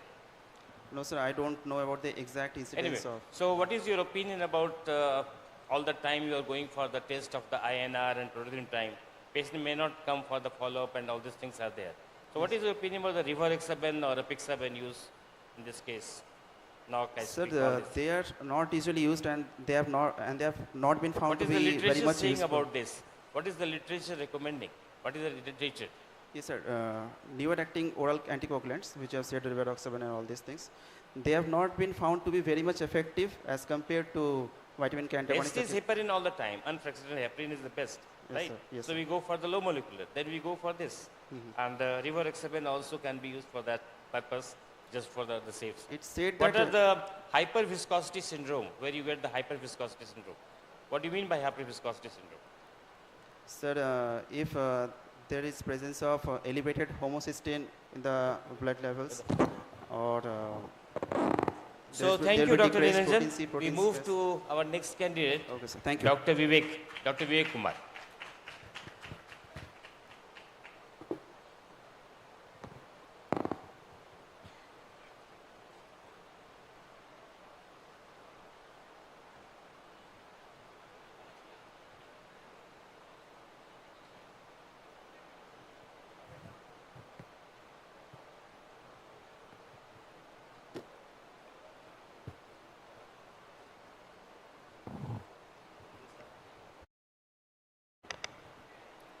Good afternoon, everyone. My topic is evaluation of liver function in patients on antitubercular therapy. As we all know, tuberculosis presents with following signs like fatigue, weight loss, blood in cough, persistent cough, night sweats, fever. ATT-induced hepatitis. Tuberculosis is treated with antitubercular therapy. which includes both first-line and second-line medications. Isoniazid, rifampicin, and pyrazinamide are amongst the first-line medications that are linked to hepatotoxicity. The pathogenesis of hepatotoxicity caused by antitubercular drugs is not well understood. Isoniazid gets converted into acetylhydrazine, which with the help of P450 enzymes gets converted into hepatotoxic compounds. Rifampicin induces these P450 enzymes and hence the hepatotoxicity. The increased risk of hepatotoxicity with the isoniazid and rifampicin combination has been attributed to this interaction. Rifampicin hepatotoxicity occurs earlier than isoniazid and produces a marked periportal inflammation. Rifampicin-induced hepatitis has been postulated to occur as a part of systemic allergic reaction and due to unconjugated hyperbilirubinemia as a result of competition with bilirubin for uptake at hepatocyte plasma membrane. In patients receiving a combination of isoniazid, rifampicin and pyrazinamide, 2 patterns of fulminant liver injury have been observed. Early increase in serum transaminases, usually within the first 15 days, has been attributed to isoniazid and rifampicin-induced hepatotoxicity. Late increase in serum transaminases, usually after 1 month, has been attributed to pyrazinamide-induced hepatotoxicity. Aims and objectives of my study were to evaluate the prevalence of drug-induced hepatotoxicity in proven cases of tuberculosis patients who were on antitubercular therapy, to study about the predisposing factors for drug-induced hepatotoxicity, and to study and evaluate the clinical features of drug-induced hepatotoxicity. Materials and methods used were, this was a cross-sectional study done on patients on antitubercular therapy visiting the OPD of SKMCH Muzaffarpur, both newly diagnosed as well as old cases coming for follow-up willing to participate in the study were included. A total of 50 patients were included in the study conducted between August 2022 to January 2023. The following patients were excluded from the study. Patients who were less than 14 years of age, sputum smear negative patients, previous history of jaundice, hepatitis B and hepatitis C patients, pregnant women, those in whom baseline enzyme levels were more than upper limit of normal, patients suffering from any other diseases like diabetes, hypertension and cardiac failure, or patients on chronic medication for any other diseases. Liver functions of the patients was assessed by measuring serum bilirubin, ALP, SGOT, SGPT, serum proteins and prothrombin time. Patients who showed the following features were considered significant. A serum bilirubin of more than 1.5 milligram per deciliters, elevation of serum transaminases more than a 5-fold, that is more than 250 international units per liter, or a patient coming with clinically icteric hepatitis. Coming to bilirubin values, out of total 50 patients of my study, 2 patients showed a bilirubin of greater than 1.5 milligrams per deciliters, while none of the patients showed value of greater than 250 in ALT or AST. The age group of the patients observed were between 14 to 19 and 80 to 89. Actually, there were 2 patients. One was female of 17 years of age and one was male of 82 years of age. So the sex distribution was 1:1, 1 male and 1 female. These were the observations. Total patients selected for study was 50. Out of them, males were 32 and females were 18. So the prevalence of drug-induced hepatotoxicity in people who are on category 1 antitubercular therapy was 4%. Male is to female, 1:1. Withdrawal of the drugs produced complete recovery in them. Predisposing factors for drug-induced hepatotoxicity were old age, malnutrition, and extensive disease states like cavitary tuberculosis. Age. In our study, clinical hepatitis occurred in one very old patient, 82 years, and one very young, 17 years. Several studies have also suggested that increasing age is associated with more hepatotoxicity. clinical hepatitis occurred in one male and one female, so ratio becomes 1:1. Many studies show that female patients present with more female patients present with ATT-induced hepatitis, but in our study this was not proven due to less number of study patients. The nutritional status of both the patients they were both malnourished, and the disease status, advanced disease predisposes to hepatotoxicity. In our study, both the patients who developed clinical hepatitis had cavitatory lesions. None of the patients in our study were positive for hepatitis B or hepatitis C.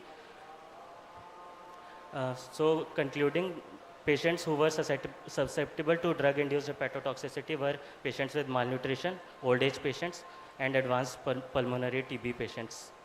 Limitation of my study was small sample size, and there was a selection bias, as we chose no patient with MDR TB, and patients with comorbidities were not included. Thank you. Thank you, Dr. Vivek. You can correlate with the development of jaundice in a patient of severe pulmonary tuberculosis? Or the patient of severe tuberculosis develops jaundice while we are using anticox treatment? Sir, probably because severe tuberculosis involves other organs, so likely explanation, sir.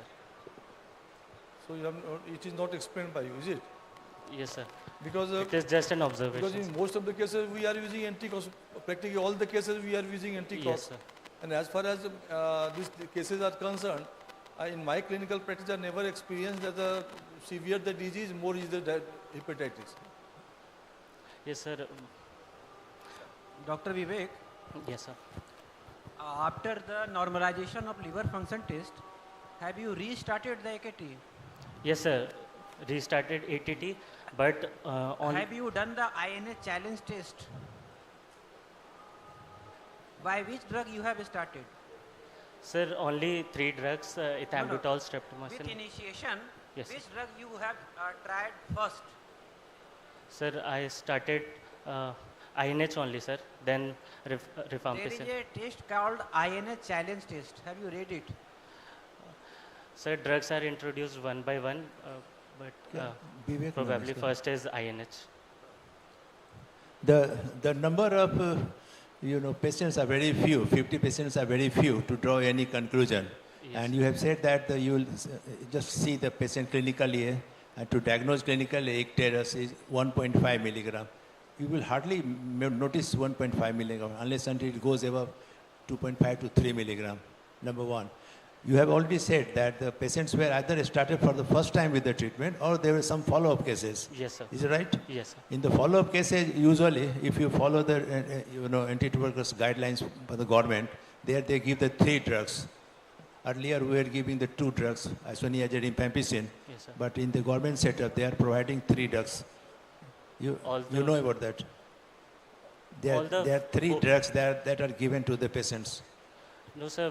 There are 2 phases. One is initiation, where all the 4 drugs are given, then continue for 2 months, and then continuation, 3 drugs are given for 4 months. No, that you have done. Was there any patient with HIV also, with the tuberculosis? Yes, sir. There were 1-2 patients with HIV. No. What I am asking, you have done this studies on the treatment, on the anti-tuberculosis treatment. Yes, were there any patient out of these 50 had HIV positive? Sir, there were patients with HIV positivity, but those were not included because that is one so of... So that is the exclusion criteria? Yes. Okay, thank you. Okay, thank you, Dr. Vivek. So this was a good thing. But one thing you have forgotten to mention about the methodology in that. What sort of treatment were you giving? The dot, old dot or new dot? That is there. That is in the weekly therapy, that 3 times a week, or was it a daily therapy? First point. Secondly, in your series, I have seen that very, very few cases had developed hepatitis. So that in that case, I must say that you were lucky. What is the red flag sign when you say that hepatitis is going on? When the patient is on anti-tuberculosis therapy, what is the red flag sign in that case? That you should be very careful. What should be the level of SGPT which should be allowed? And in that case, you should be careful. Sir, when SGPT and SGOT increase to 3 times of the basic level, and the patient is, if he's having Would you like mild to have tests, the SGOT study or SGPT study, ALT or AST? sir, Which one is important? sir, ALT is more specific. Pardon? ALT is more specific Yes, for good. liver. So thank you, thank you. Now we move to our next candidate, Dr. Pooja Day.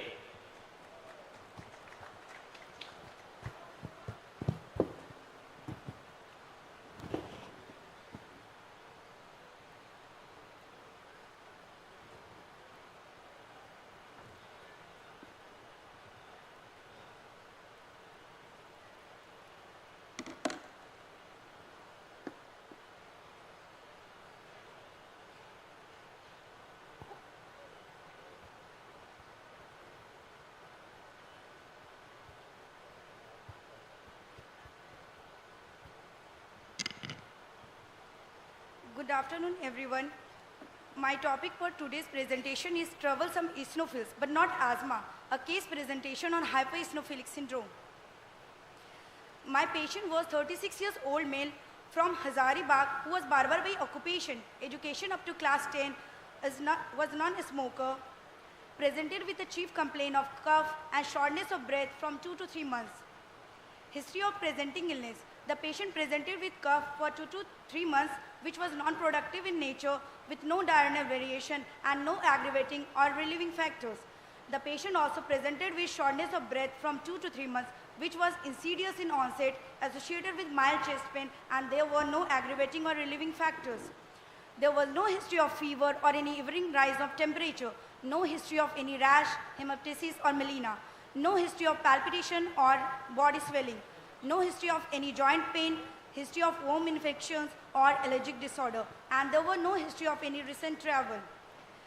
In the past history, there was no history of any comorbidities such as tuberculosis, diabetes, asthma, thyroid disorder. On examination, patient was alert, conscious, and oriented to time, place, and person. BP and pulse on admission was normal. On the chest examination, bilateral rhonchi were present. The cardiovascular examination, per abdominal examination, and CNS examination were within normal limits. On the investigation part, I proceeded with the CBC. The total leukocyte count was 58,000 per cubic millimeter. Hemoglobin was 14 gram per deciliter, and the absolute eosinophil count was 49,000 per cubic millimeter, which was 84%.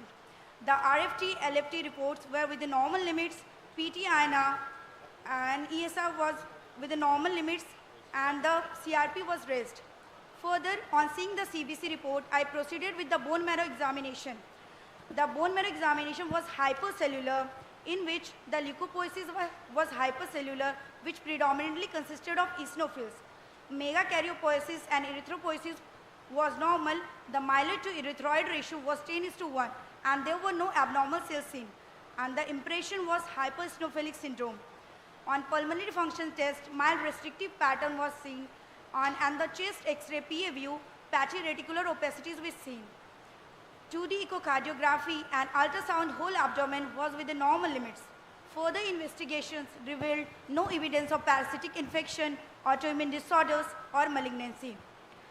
On the HRCT thorax of the patient, multiple centrilobular nodules diffusely scattered in the bilateral lung parenchyma was seen. On the basis of these reports, my final diagnosis was hypereosinophilic syndrome. On the treatment part, patient was started on oral corticosteroid, that is tablet prednisolone 60 mg once daily was prescribed, following which the patient's symptoms improved and even the counts drastically improved as shown over here. On the 14th February reports, total leukocyte count was 65,000, of which eosinophil consisted of 82%. On initiation of the treatment, on 17th February report, the TLC count dropped to 13,000 per cubic millimeter, and which eosinophils consisted of only 6%. And furthermore, on the 19th February reports, the TLC count was 10,000, in which eosinophils consisted of only 0.5%. Patient was discharged following improvement and was advised to follow up in medicine OPD. The patient's symptoms and laboratory parameters improved significantly with the initiation of the treatment. He was discharged on oral corticosteroids. Now on the discussion part, hypereosinophilic syndrome. Hypereosinophilic syndrome constitutes a heterogeneous group of disease entities manifested by persistent eosinophilia, more than 1500 eosinophils per microliter in association with in-organ damage or dysfunction in the absence of secondary causes of eosinophilia. Activated eosinophils may damage the tissue in a number of mechanisms, such as release of toxic granule production, such as major basic protein, eosinophil-derived neurotoxins which damage the cells, production of lipid mediators, such as platelet activating factor, which mediates smooth muscle contraction and recruitment of inflammatory cells. The clinical presentation of HES varies depending on the organ system involved. Cardiac involvement is one of the most serious complications of HES and can lead to heart failure and arrhythmias. Pulmonary involvement can lead to cough, dyspnea. Dermatological involvement can lead to pruritus, rash, and urticaria. The neurological involvement can lead to neuropathy, encephalopathy, and stroke.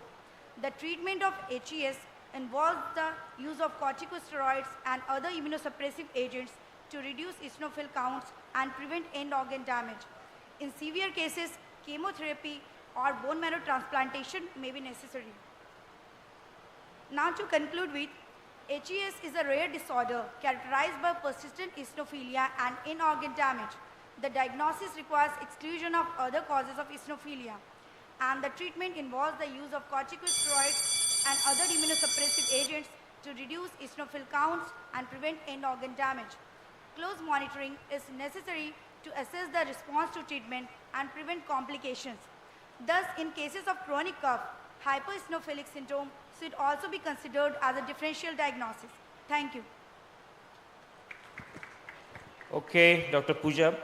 So first of all, have you done bone marrow examination in this case? Yes, sir. Bone marrow examination was it done? Yes, sir.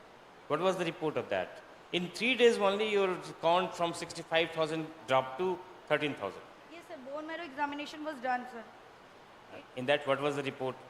Sir, the report was, leukopoiesis was shown that it was hypercellular and it consisted of eosinophils more than 25%. And one thing you told that it is eosinophilic but not asthma. Do you think that in case of asthma, eosinophil count will be raised? Yes, sir. So in your heading, as you have used, not asthma, eosinophilic but not asthma. So how do you define tropical eosinophilic syndrome? What should be the absolute count of eosinophil in that case, at least? Tropical eosinophilic syndrome, sir. Yeah. Because there are so many things are there. It can be Lafleur syndrome, right? Yes. It can be tropical eosinophilia. And you can even get the miliary mottling in this case. Okay, miliary mottling in X-ray. Any floor participant? Yeah, doctor, for how long was this, how many months was it going on? Duration? What, sir? That eosinophilic count is there for how many months? So one month. Hey, it has to be 6 months. More than at least 6 months. And I mean, it's not sure, we are not sure it's hypereosinophilic as of now. What's the risk even if it's hypereosinophilic and you've done a bone marrow, what complication do you don't want? What is the complication that it can go into? What's the serious complication? The complications can be according to the organ that will be infiltrated by the eosinophils. No. Leukemia. Eosinophilic leukemia. Dr. Pooja, you have presented a case report, right? Where does it stand in the hierarchy of evidence-based medicine? You know what is the hierarchy of evidence-based medicine?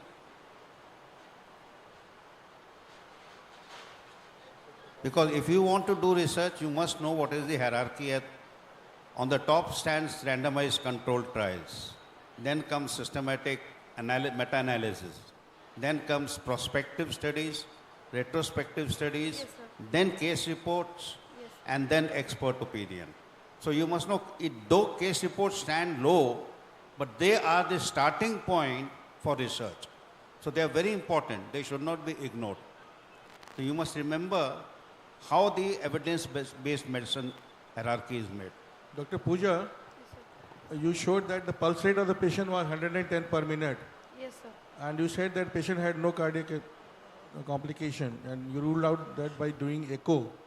Then how will you explain the clinical finding of tachycardia?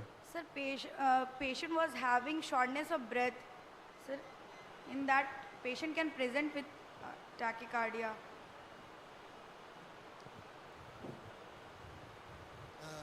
Okay. You didn't think of starting diethyl carbamazine initially? Sir, what? You didn't think of starting diethyl carbamazine initially, along with steroids? Sir, Diethyl carbamazine. no, sir. Sir? No, sir. Corticosteroids only started. You started with prednisone, but should you have started diethyl carbamazine along with prednisone? No, sir. Okay, so Dr. Pooja. Fine, thank you. Now we move to next candidate, Dr. Barun.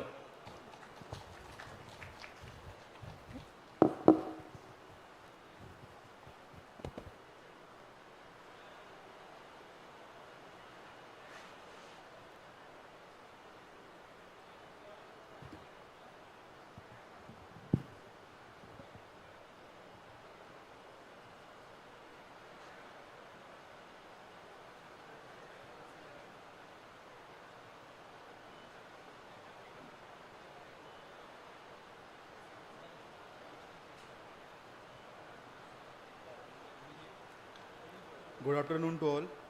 I will be presenting, I am Dr. Barun Kumar, Junior Resident 2, Department of Medicine, RIMS Ranchi. I will be presenting my case on nephrotic syndrome due to secondary amyloidosis in pulmonary tuberculosis. So, a 27-year-old male presented with the chief complaint of cough for 3 months and generalized body swelling for 3 months. Patient complains of chronic cough with sputum production for 3 months. It was associated with low-grade fever and generalized body weakness. Patient also complains of generalized body swelling for last 3 months. Initially, patient had scrotal swelling, which gradually progressed to bilateral ankle swelling, and abdominal distension developed later, and patient has facial puffiness. Patient had past history of pulmonary tuberculosis 1 year back, for which he had taken ATT for 1 to 2 months. On general physical examination, patient was alert, conscious and oriented. Blood pressure was 106 by 70 mmHg. Pulse was 84 per minute, regular in rate, rhythm, volume and character. On head to toe examination, patient had facial puffiness. Pallor was absent, icterus was absent, cyanosis and clubbing were absent. But patient had bilateral pedal edema, which was pitting in nature. On per abdominal examination, septic dullness was present. Respiratory examination and serious findings were within normal limits. On investigation, patient had hemoglobin of 10 gram per deciliter, TLC of 8.7 thousand per deciliter, and patient had thrombocytosis with platelet count of 7,44,000. LFT and RFT were within normal limit, but patient's serum albumin and total protein were decreased. Patient's total protein was 3.2 gram per deciliter at admission, and total albumin was 1.1 gram per deciliter. Urinary was done, which was 4 to 6 pus cells and 10 to 12 RBCs. Patient sputum for AB/CV net was sent, which was positive. Patient was positive for CV net, and which was rifampicin sensitive. We did a UPCR, which showed urine protein of 4.3 gram per deciliter. Patient had a urine output of 1100 ml in 24 hours, and UPCR showed 7.3 gram protein per gram of creatinine. C3 and complement factors C3 and C4 was done, which was normal. Ultrasound whole abdomen was done, which shows organomegaly, hepatomegaly with enlarged kidney size. Patient's right kidney size was 12.5 into 5.2 centimeter, and left kidney was 12.3 into 6 centimeter. Lipid profile and thyroid profile was done, and patient thyroid profile was normal, and patient total cholesterol was 289 per deciliter, which was increased, and triglyceride level were also increased. So till now, my final diagnosis was pulmonary tuberculosis with nephrotic syndrome. To know the etiology of nephrotic syndrome, we did a renal biopsy, and renal biopsy showed eosinophilic deposit in glomerular and vascular bed, which stands positive for SSA. It also stands negative for IgA, IgG, IgM, C3, C1q, kappa, and lambda light chains. So my final diagnosis was pulmonary tuberculosis with secondary amyloidosis with nephrotic syndrome. Secondary amyloidosis. It is a condition which is often seen in chronic inflammatory conditions in which there is an increase in serum amyloid A protein which get deposited in various organs like kidneys, liver, spleen, causes their enlargement and various manifestations. These are often seen in conditions like rheumatoid arthritis, ankylosing spondylitis, and many other chronic inflammatory conditions. If the patient has renal manifestation, the most common symptom is usually proteinuria. Nephrotic syndrome is defined as urine protein 3.5 gram in 24 hours or UPCR of 2000 milligram per gram of creatinine with serum albumin less than 3.5 gram percent with presence of edema. Thank you. So, thank you, Dr. Varun. From the audience, any comment?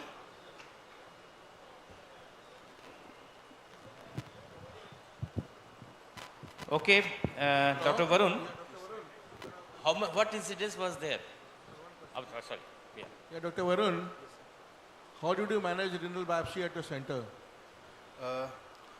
Sir, renal biopsy, sir, it was actually done by our nephrologist, Dr. Pragya Pant, and it was sent somewhere outside lab and we see the report.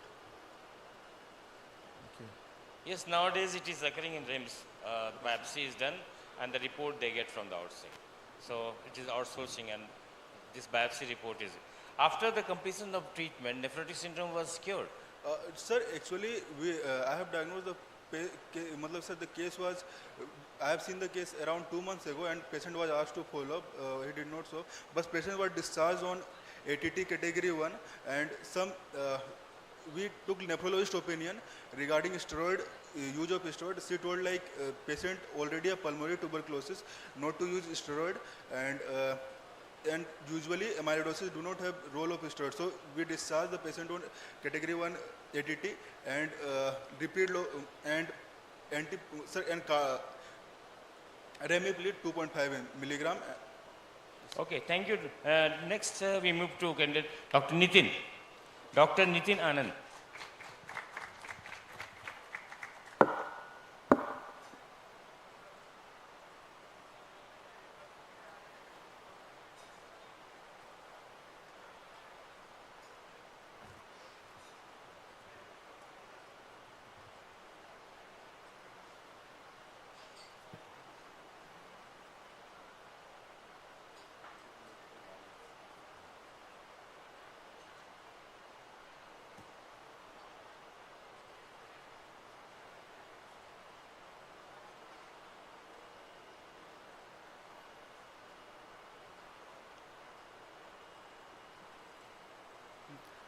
Good afternoon, everyone. Today I am here for my topic presentation on an unusual presentation of pancytopenia with multiple myeloma.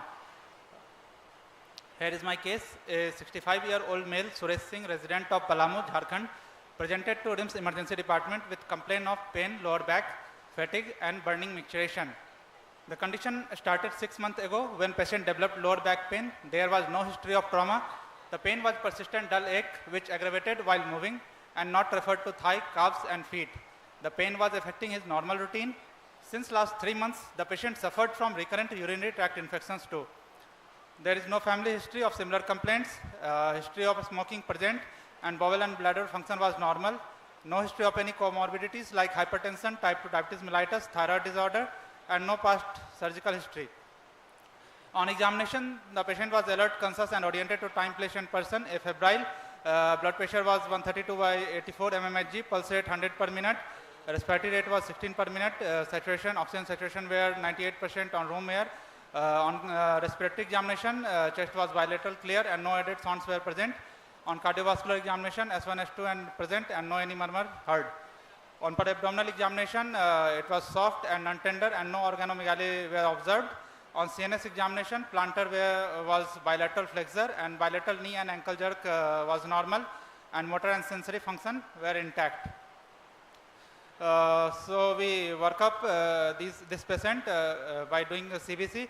CBC report, hemoglobin came to be 4.3 gram per dl, total leukocyte count was 2.76 thousand per microliter, platelets was 44,000 per microliter, RBC was 1.24 lakh, MCV was 106.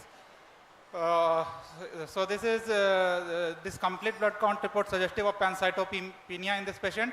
So we further proceeded with peripheral blood smear examination. It suggestive of microcytic hypochromic anemia with leukopenia and thrombocytopenia. And serology report for HIV, HCV and hepatitis B was non-reactive. Prothrombin time 19 seconds and INR was 1.68 seconds. ESR was 140 mm per hour. In this patient, this pancytopenia was evaluated by most common cause of the pancytopenia is megaloblastic anemia like vitamin B12 deficiency. We did serum vitamin B12 level which came 774 picogram per ml which was normal, and iron profile serum ferritin was 279, serum iron 171, TIBC to 49.2 and transferrin saturation 68.8%, and serum vitamin D was 43.3 and serum calcium 8.5 milligram per dl. On renal function test, serum urea was 63 and serum creatinine was 1.4 milligram per dl. So in this patient, pancytopenia was found, but nutritional causes, vitamin B12 deficiency was not found. So we further proceeded with bone marrow examination to rule out other causes of the pancytopenia. Bone marrow examination was suggestive of hypercellular bone marrow. Hematopoiesis, erythropoiesis was depressed. Megakaryopoiesis and lymphocytes were within normal limits, and plasma cells report came to be 65%, including atypical plasma cells. So a serum protein electrophoresis was done to detect the other causes of the other causes of the monoclonal gammopathy and to quantify the M protein to differentiate the other causes of the monoclonal gammopathy. A serum protein electrophoresis shows a sharp monoclonal peak of the 8.29 gram per dl is seen in the gamma region. So we further proceeded with the MRI of dorsal spine because patient came with complaint of pain lower back. MRI spine report suggestive of the anterior wedge compression deformity of the D12 vertebra. And a skull radiograph was also performed suggestive of the bone lytic lesion. Let's see some diagnostic criteria of multiple myeloma, greater than 10% clonal bone marrow plasma cells or biopsy proven any extramedullary plasmacytoma. And any one of the more myeloma defining events like calcium greater than 11 milligram per dl renal dysfunction, anemia, bone lytic lesion, or any one more of the following marker of the malignancy, SLIM, greater than 60% clonal bone marrow plasma cells, light chain involved upon uninvolved by greater than 100, and MRI suggestive greater than one focal lesion. According to following diagnostic criteria, my patient was diagnosed with multiple pancytopenia with multiple myeloma. So for staging, international staging system, we did beta-2 microglobulin level came to be 3.1 milligram per liter, and serum albumin was 2.55 gram per dl. So my patient graded with ISS stage 2 multiple myeloma.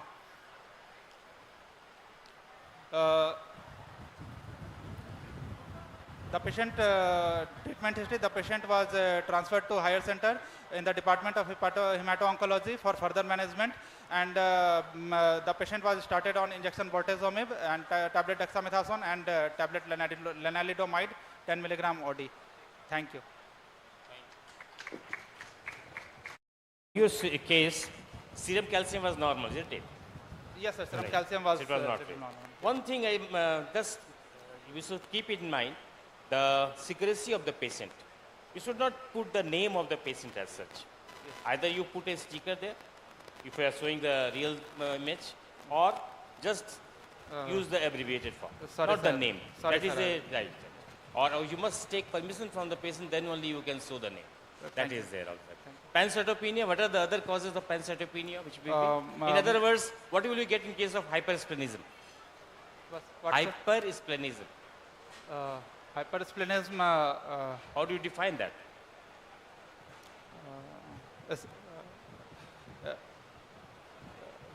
Splenomegaly along with peripheral blood smear. There are 5 criteria, 5 points in that. Anyway, from the audience, please. Yeah. Did you do immunofixation? And please show your bone marrow report. Can you show the bone marrow report? Yes, sir. Show the bone marrow report. Excuse me. Okay, forget it. You didn't do immunofixation? No, immunofixation was not done, sir. You did a bone marrow aspiration. Bone marrow aspiration Not study. a biopsy. Biopsy is not being done in our center, sir. You did not do biopsy, immunofixation, or and treatment was started. Sir, according to diagnostic criteria, we diagnosed in bone marrow, plasma cells were greater than 75%, sir. Or there is one myeloma defining event, bone lytic lesion were there, and serum creatinine was 1.4. Your calcium was not high. Yes, sir. Calcium was not high. No, calcium was not high, and there was no. In multiple myeloma, there is only anemia, but here pancytopenia was also present. How can correlate, Nitin? How can correlate with the recurrent UTI? Yes, sir. Recurrent UTI, sir. By seeing previous reports of the patient, sir, it came, sir. How can correlate with this type of disease? In multiple myeloma, sir, immunoglobulin level was low, so it increases the risk of the infections. So poor movement is also important due to back pain. The patient movement is much restricted, and this causes the increased chances of pneumonia and UTI. Is it? Okay. Yes, sir. Okay. Thank you. Thank you, sir. Thank you. The next, Dr. Akhil Sugandhi from TMH.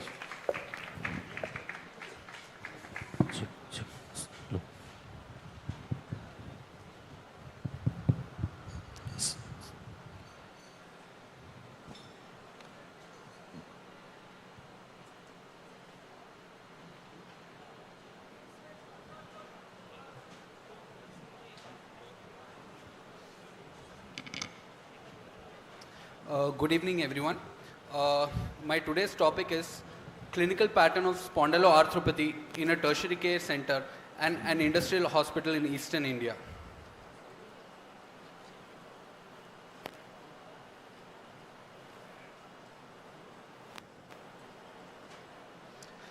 Spondyloarthritis is a term used for heterogeneous group of interrelated chronic inflammatory disorders, which includes ankylosing spondylitis, psoriatic-related arthritis, enteropathic-related arthritis, reactive arthritis, and undifferentiated arthritis. So it is characterized by axial and peripheral joint inflammation and is often associated with extra-articular manifestations, which include the eye, skin, or the gut. So patients usually have peripheral joint pains, which are oligoarticular in nature, but sometimes it can be polyarticular also. The epidemiological study showed that the prevalence of spondyloarthropathy was about 7 to 9 per 10,000 people in India. And in olden days, the ratio of male is to female was about 18:1. But because of a better understanding of spondyloarthropathy, the recent male to female ratio is about 3:1. So this study was done between January 2022 to April 2022. And 300 people with low back pain were screened, of which 30 people with spondyloarthropathy were included based on the ASAS and the CASPA criteria. So the ASAS criteria, it contained patients with low back pain and an age of onset less than 45. It had an imaging arm which showed sacroiliitis with one or more feature of spondyloarthropathy, a clinical arm with HLA-B27 positivity with 2 or more features of spondyloarthropathy. The Caspar criteria contain current psoriasis or personal or family history of psoriasis, dactylitis, juxta-articular new bone formation, rheumatoid factor negativity, and nail dystrophy. The inclusion criteria were age more than 18 years, low back pain for more than 3 months, patients not responding to conservative therapy, tenderness over the sacroiliac joint. Exclusion criteria were patients' refusal, focal neurological signs, and patients with other connective tissue disorders. So for the patient assessment and treatment monitoring, we took into account the BASDA and the DAPSA scoring, and the results were as follows. 13 of my patients, which accounted to about 40%, were in the age group of 31 to 40 years, and the mean age was about 31.5 years. Out of the 30 patients, 25 were male and 5 patients were female. 24 of the patients were diagnosed of ankylosing spondylitis, 5 were psoriatic arthritis, and 1 was having enteropathic arthritis. Consent was taken from this patient before taking the photograph. 24 of the patients diagnosed with ankylosing spondylitis had the first presentation with inflammatory low back pain, which was dull, insidious, and persistent for more than 3 months. Out of the 5 patients with psoriatic arthritis, 2 patients presented with psoriasis, 1 presented with dactylitis, and 3 presented with peripheral arthritis. 2 of the patients had features of uveitis. 22 of the patients had radiographic sacroiliitis, of which 3 had unilateral sacroiliitis. 2 of the patients presented to the hospital on a wheelchair with difficulty in getting up from sitting position and walking. 26 of the 30 patients were started on NSAIDs and DMARDs like sulfasalazine, and 4 patients required biologic drugs like adalimumab. The mean BASDA score at the time of presentation was 6.7 with a standard deviation of 0.83, and after a month of treatment, it was about 2.4 with a standard deviation of 0.4. The mean DAPSA score was 27.8 with a standard deviation of 2.7, and after a month's treatment, it was 10.4 with a standard deviation of 2.3. So about 10% of my patients had peripheral arthritis, 80% had axial involvement with spondyloarthropathy. Uveitis, it is one of the most frequent extra-articular manifestation, and 2 of my patients had it. HLA-B27 has a strong positivity in ankylosing spondylitis, and it has a strong association with uveitis. And with a study conducted by Fernandez et al., it was seen that sulfasalazine reduced the number of flares within a year. For the management of spondyloarthropathy, regular physical exercises are a must, and patients are usually guided to do early morning exercises for about 30 to 45 minutes, and a study conducted by Gravaldi et al. Showed the same. NSAIDs were considered to delay the disease progress, and it reduced the acute phase reactant levels. Sulfasalazine is the DMARD of choice in axial spondyloarthropathy, and for peripheral arthritis, methotrexate is a good choice. Biologics, it is the first line of treatment for spondyloarthropathy. The reasons for this is strong overall efficacy, experience with the drug, fast onset of action, it inhibits disease progression, there is sustained pain relief, good overall safety profile, and it achieves low disease activity. It achieves good clinical remission, and there is control of flares with a strong efficacy as a monotherapy. With the psoriatic arthritis, secukinumab is a very good drug, and it is given weekly 1 dose for 5 doses, and later once a month dose. So in the conclusion, my study showed male preponderance with more of ankylosing spondylitis, and inflammatory low back pain was a common presentation. Patients with ankylosing spondylitis present with bilateral sacroiliitis. And in the primary setting, we need to counsel the patient to understand the role of biologics, because it is the first line. But because of a rural area, there are certain challenges here because of the socio-economic status and cost effectiveness. Hence, we use NSAIDs and sulfasalazine as the first line here. However, there was a good response with this. But ultimately, these patients will require biologics. Thank you. Dr. Akhil. Yes, sir. what was the effect of sulfasalazine in case of peripheral arthritis and axial arthritis? And second, how we have diagnosed the case of spondyloarthritis in a case of non-axial spondyloarthritis, non-axial, non-radiological. How we have diagnosed? Sir, firstly, with the first question, sulfasalazine, it is a good drug. It is the first choice DMARD for axial spondyloarthropathy, sir.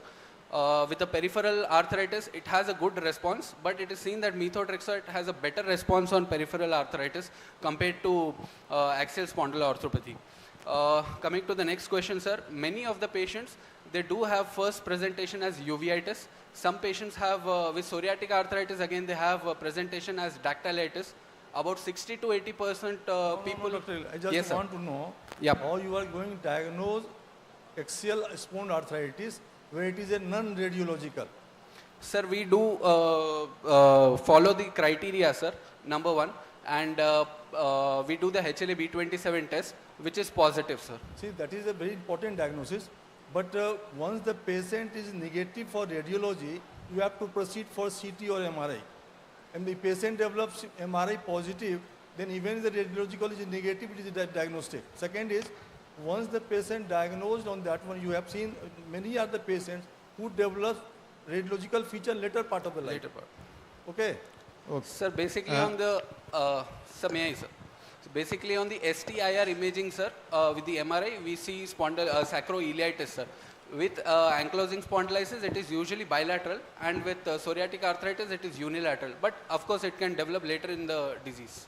Dr. Akhil, yes, sir. What are the causes, this side, what are the causes of transient seronegative spondyloarthritis or self-limiting seronegative spondyloarthritis?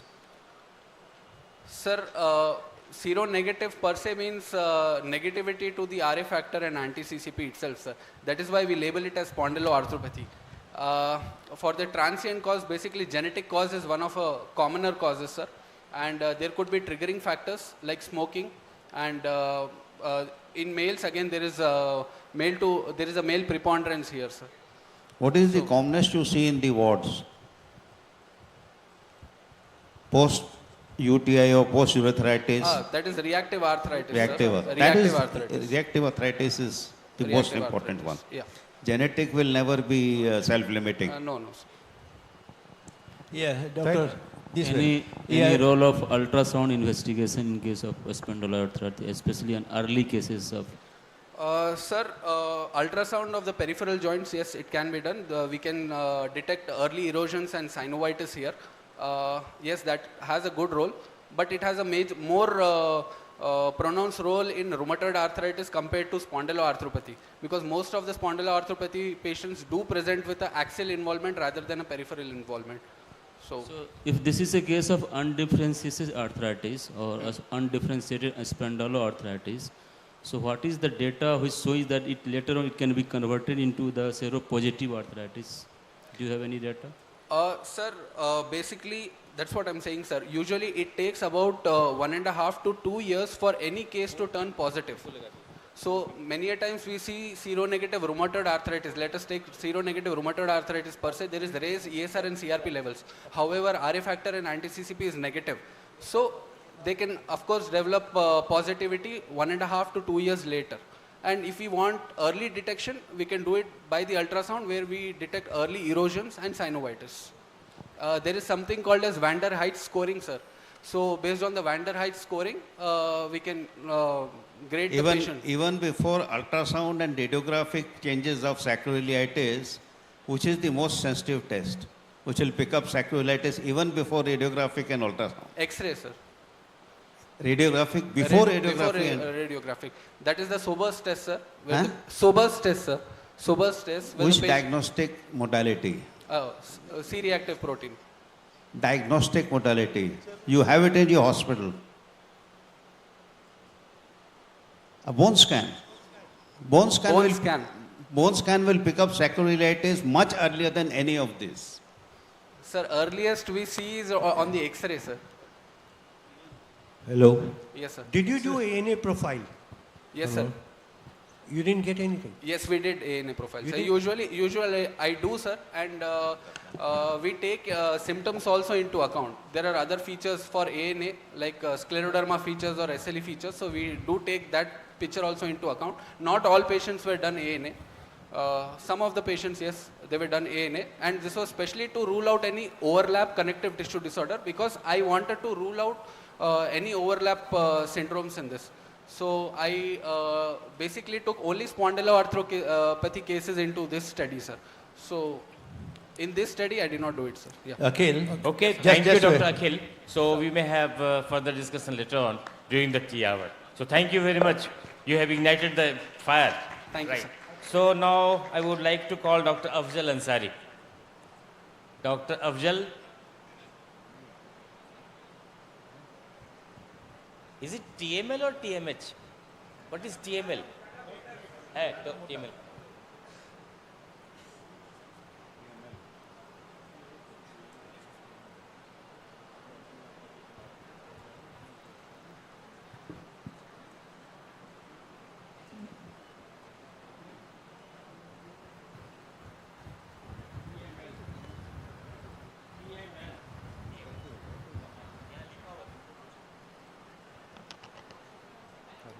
Hello. Hello. Good afternoon. I am Dr. Afzal Ansari, DNB Medicine resident from Tata Motors Hospital. Yes. Good afternoon. I am Dr. Afzal Ansari, DNB Medicine resident from Tata Motors Hospital. I am going to present a study which was done in our hospital on the topic of BNP as a prognostic marker in patients with heart failure. It was a prospective observational study. First of all, what is heart failure? Heart failure is a clinical syndrome that results from either functional or structural impairment of ventricles, causing an inadequate cardiac output, failing to keep up with the metabolic demands of the body. Heart failure is divided into three types on the basis of ejection fraction. If the ejection fraction is less than 40%, it is called heart failure with reduced ejection fraction. If it is more than 50%, it is called heart failure with preserved ejection fraction. And if it is between 41 to 49%, it is called heart failure with mid-range ejection fraction. Now some points about the BNP. BNP belongs to a group of natriuretic peptide family which also contains ANP, BNP, CNP and urodilantine. The natriuretic peptide have a common biochemical structure which consists of a 17 amino acid ring and a disulfide bridge between the two cysteine molecules. Here we can see that all the natriuretic peptides, they have a 17 amino acid ring and a disulfide bridge between the cysteine residue, and all of them act by a common second messenger, that is cGMP, and they all causes natriuresis and inhibition of RAS and vasodilation. Here we can see the formation of BNP. It is formed from pro-BNP by the cleavage of by enzyme called corine in two parts, that is N-terminal pro-BNP, it is the inactive part, and the BNP, that is the active part. Now the difference between ANP and BNP is that ANP is secreted in short bursts in response to acute changes in arterial pressure, whereas BNP is secreted in response to chronic increase in arterial or ventricular pressure. Now my study, the aim of my study was to assess the role of BNP as a prognostic marker in heart failure patients with reduced ejection fraction as well as preserved ejection fraction. The primary objectives are to measure the level of BNP in patients with heart failure and to correlate its significance with ejection fraction as measured by 2D echocardiography. And the secondary objectives were the readmission within 30 days after the discharge from hospital and its correlation of the level of BNP with the readmission rate. My study was a prospective and observational study, and the sample size was 140. Now the results. Here we can see that most of my patients were aged more than 60 years of age. In the distribution of gender, 58% were male and 42% were female. Both type of heart failure were equally distributed in my study. 71% were hypertensive and 29% were non-hypertensive. 46% were diabetic and 54% were non-diabetic. Yes, now the association between the age and the type of heart failure. In my study, most the patients with the heart failure with reduced ejection fraction, most of them were aged more than 60 years, but this was not statistically significant. Now the association between the gender and the type of failure, here we can see that both type of heart failure were more common in male patients, but again it was not statistically significant. Now the association between the hypertension and type of failure, here we can see that hypertensive patients were more likely to have reduced ejection fraction type of heart failure, but again it was not statistically significant. Now the association between the diabetes mellitus and the type of heart failure, here again we can see that the diabetic patients were more likely to have reduced ejection fraction type of heart failure, but again it was not statistically significant. Now the mean BNP level, it was 2155 in patient with reduced EF and 731 in preserved EF. This data was statistically significant. Now the mean CKMB, it was 28 in reduced EF and 19 in preserved EF. Again it was statistically significant. And the mean TROP-I, it was 2.9 in reduced EF and 1.4 in preserved EF, and again it was statistically significant. And the association between readmission rate and type of heart failure, here the readmission was more common in patients with reduced ejection fraction type of heart failure, and again it was statistically significant. So in the discussion, we can see that patients who had the reduced ejection fraction type of heart failure, they had higher BNP, higher CKMB, higher TROP-I, and the readmission rate was more common in the reduced ejection fraction type of patient. So we can conclude that patients who had higher BNP, raised CKMB and raised TROP-I, they have heart failure with reduced ejection fraction even before doing 2D echo. And heart failure with reduced ejection fraction has worse prognosis than preserved EF, as it has more readmissions in 30 days. These two things we can conclude. Thank you. So thank you, Dr. Afzal. So from the audience comment. What is the relationship of BNP or pro-anti-BNP levels if the patient develops atrial fibrillation? What cutoff you will take? Will it be less, more, same? BNP level will be raised in atrial fibrillation. What cutoff level you will take for heart failure? 400, sir. What are the fallacies of BNP test? Yes, sir. What fallacies? Fallacies, shortcomings of BNP level can be raised in many conditions, right? Like atrial fibrillation also, in myocardial infarction, and in CKD patients also BNP is not secreted. So all the time rely on clinical, isn't it? Yes, sir. So all the time rely on clinical. Yes, sir. So thank you, Dr. Afzal. Now we move to Dr. Durgesh Nandini Sinha.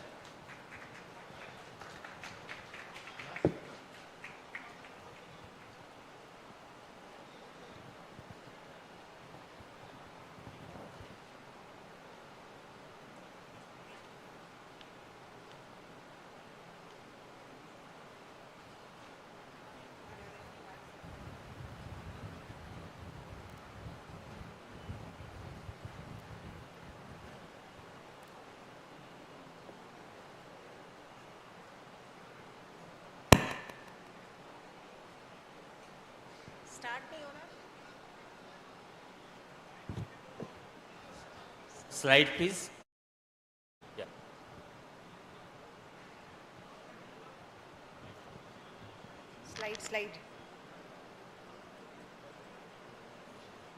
Slide. Good afternoon. I am Dr. Durgesh Nandini. My topic is study of diabetic patient during Ramadan. Meal pattern during Ramadan. In our study, most people consumed 2 meals, that is one after sunset referred as iftar and other before dawn referred as suhoor. Risk associated with fasting in patient with type 2 diabetes were hypoglycemia, hyperglycemia, diabetic ketoacidosis, dehydration and thrombosis. Aim of our study was to investigate the association between Ramadan fasting and glycemic control in type 2 diabetes patients coming to our hospital in 2017 and 18. Period of study was 2 years. Inclusion criteria were all type 2 diabetic patients who were on fasting during Ramadan coming to OPD and indoor patients. Age was more than 12 years. Exclusion criteria were type 1 diabetic patients. Materials and methods. Blood samples were taken at the beginning and at the end of Ramadan fasting and 15 days after Ramadan fasting. Fasting blood sugar, postprandial blood sugar, HbA1c and lipid profile were analyzed. Clinical and biochemical parameters were evaluated during 3 periods. T0 3 weeks before Ramadan, T1 4th week of Ramadan, T2 2 weeks after Ramadan. Pre-Ramadan medical assessment and educational counseling was done for the patient. Medical assessment was done within 1 to 2 months before Ramadan. Specific attention was given to overall well-being of patient and control blood glucose, blood pressure and lipid profile. Education counseling. Patient's family were educated for signs and symptoms of hyperglycemia, blood glucose monitoring, meal plan, physical activity, medication and management of acute complications. Total number of patients selected for our study were 178, out of which 122 were females and 56 were males. Indoor admission of diabetic patients during the study period in 2017, total 118 diabetic patients got admitted, out of which females were 87, males 31. Age varied between 23 to 88 years. Average age was 61.36 years. Age-wise distribution of diabetic patients observing Ramadan who got admitted in indoor were 21 to 30 years, 1 patient, 31 to 40 years of age, 0 patient, 41 to 52 patient, 51 to 66 patient, 61 to 79 patient, 71 to 84 patient, 81 to 90, 0 patient. In 2018, 6 patients got admitted, 2 had ACS, 1 had cholelithiasis, and 3 with other complaints. None of our patients got admitted with hypoglycemia and hyperglycemia. Observation, it was observed that patient on diet and exercise, no change was required except that they were ensured adequate fluid intake. Those patients on ADA required certain modification, like patient on metformin. For example, if they were taking metformin 500 milligram TDS, then before Ramadan, they were changed to metformin 1000 milligram at the sunset and metformin 500 milligram at pre-dawn meal. Those patients on pioglitazone, no change was required. Patient on DPP-4 inhibitors, it was observed that none of them had hypoglycemia. Those patients on acarbose, no dose adjustment was required. Most patients visiting TMH with complication were on sulfonylurea, especially on glimepiride. Dose adjustment was required, like half the usual morning dose at the pre-dawn meal and full dose at the sunset meal. Patient on premixed insulin twice daily, example 30 units in the morning and 20 in the evening, certain dose adjustment was required. To prevent complication, morning dose at the sunset meal was same, but evening dose at the pre-dawn meal was reduced to half that dose. Ramadan nutrition plan, IDF DAR 2016. Carbohydrates with low glycemic index, 45 to 50%, saturated fats less than 10% with adequate hydration. Conclusion, patients on glibenclamide were not allowed to fast by the physician. If they fasted, it was changed to short-acting insulin or sulfonylureas like gliclazide. Patients on insulin therapy were given in the form of pre-mixed insulin 30 to 70 administered twice daily or glargine at bedtime in conjunction with anti-diabetic agent. They were called for visit during the second half of Ramadan and again after Ramadan fasting for detailed assessment. There was significant deterioration in fasting blood glucose and HbA1c and significant improvement in HDL and LDL cholesterol. Frequent monitoring of blood glucose level during Ramadan period, complex carbohydrate at pre-dawn meal, simple carbohydrate at sunset meal, fluid intake may be increased during the non-fasting hours, pre-dawn meal as late as possible before the start of the day fast, exercise, normal level of physical activity may be maintained. However, if Taraweeh prayer after the sunset meal is performed, then it should be considered as the part of daily exercise program. Take-home message, keep themselves hydrated, adequate insulin to prevent post-meal hyperglycemia and also prevent hyperglycemia during the period of fast. Risk factors to be identified, and patient at risk are recommended to avoid fasting. Key recommendation is to maintain same evening dose of insulin and reduce the morning dose of insulin. Consume low glycemic and high fiber food. Avoid sugary and caffeinated drinks along with fried foods. References were from Epijar and Creed. Thank you. So thank you. Any comment from the audience, please? The aim of the study was not very clear. You have put your aim of the study is to study the blood glucose levels during Ramadan and post-Ramadan. But you haven't shown any of the results of how the blood glucose varied and how the fluctuations were there. That I didn't choose. But that was the main aim of your study. The aim of study was the observation to see whether the patient had developed hypoglycemia or hyperglycemia during the Ramadan fasting. And you found no patients were admitted with hypo or hyperglycemia. When we had a counseling with the patient and the family members, they were having the same assessment, like we taught them that drug it to be reduced if the symptom is patient is having hypoglycemia, to have adequate hydration. Okay, right. Thank you. Cholelithiasis might be a coexisting finding, not with the Ramadan, isn't it? This cholelithiasis, was it due to fasting? No. Yes. No, it was just a coexisting. So thank you. Sir, so one second. Oh, sorry. If you are not. Sorry. Did I, excuse me ma'am, did I miss something? Did you say that the fasting blood sugar and HbA1c both deteriorated during the Ramadan period? Did you make that conclusion or did I miss something? No. The HbA1c, did it improve or fasting, did it improve? It improved. It improved. And there was significant improvement in LDL and HDL cholesterol also. Has any study been done with Jain patients? Usually the Jain patients, they also do not take their meal after 6 p.m. in the evening, and they have their next meal 6 a.m. early in the morning. So they have this 12 hours of intermittent fasting kind of thing in the Jain community. Do you have any studies on that? No, sir. Okay. I think this is a case study, just she has not gone in detail. Thank so you, that is a different one. So we come to this fascinating items, all this is. And first of all, I would like to apologize from the organizers for taking such a long time. But all the subjects were fascinating. We have covered about 16 subjects. And I want 3 claps for our junior colleagues, which have presented a very, very good case. And their effort and their endeavor is praiseworthy. And they should keep it up, and they should come forward with many cases, many more cases. I think in the next Japicon, we will have 3 sessions or 2 sessions separately. So thank you all. Thank you very much. So we come to the end with this. Please give a big hand for the chairpersons who are going to find it very difficult to judge the 3 speakers, the 3 best speakers. Now, this was the Bhavani Paul Free Paper Award session. And this is in memory of the mother of Dr. Amya Pal, our core committee member. Now, there are 3 prizes which will be given tomorrow in the inauguration. Tomorrow inauguration is in the evening from 7 to 20 to 8:20.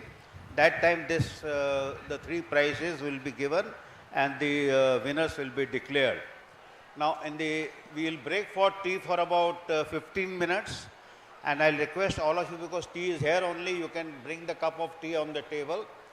We have 3 sessions after this. The first session, there are 3 speakers. Then we have a debate. And in the last session, we have only 1 speaker. 1 has been shifted to tomorrow and 1 is absent. Okay, once again, big round of applause for all of you, for all the speakers and the chairpersons. One announcement. All the speakers are requested to please collect their mementos from here. There is a desk. Please collect your mementos, all the speakers and also the chairpersons. Dr. Umesh Khan sir, Dr. J.K. Mitra sir and Dr.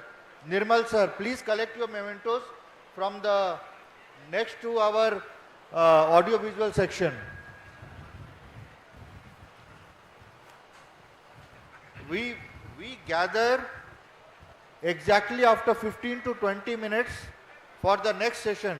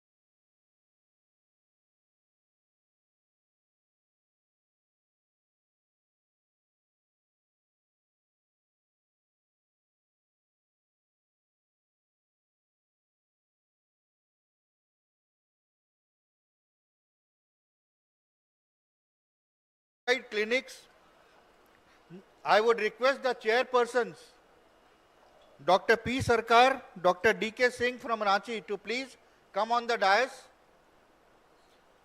and chair the session. Dr. D.K. Singh, sir, Dr. P. Sarkar.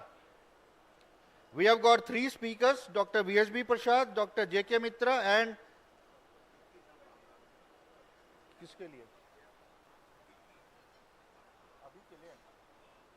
okay, we will have one additional chairperson, that is Dr.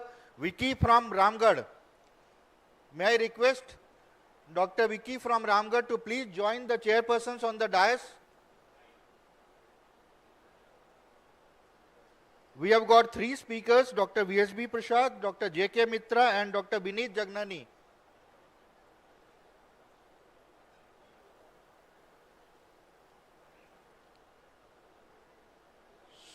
Welcome, madam, to Jamshedpur and to Japicon. I request all the delegates in the back to please be seated. Dr. Narendra Jha, बैठ जाइए. All to yours, sir. Chairpersons. We'll start.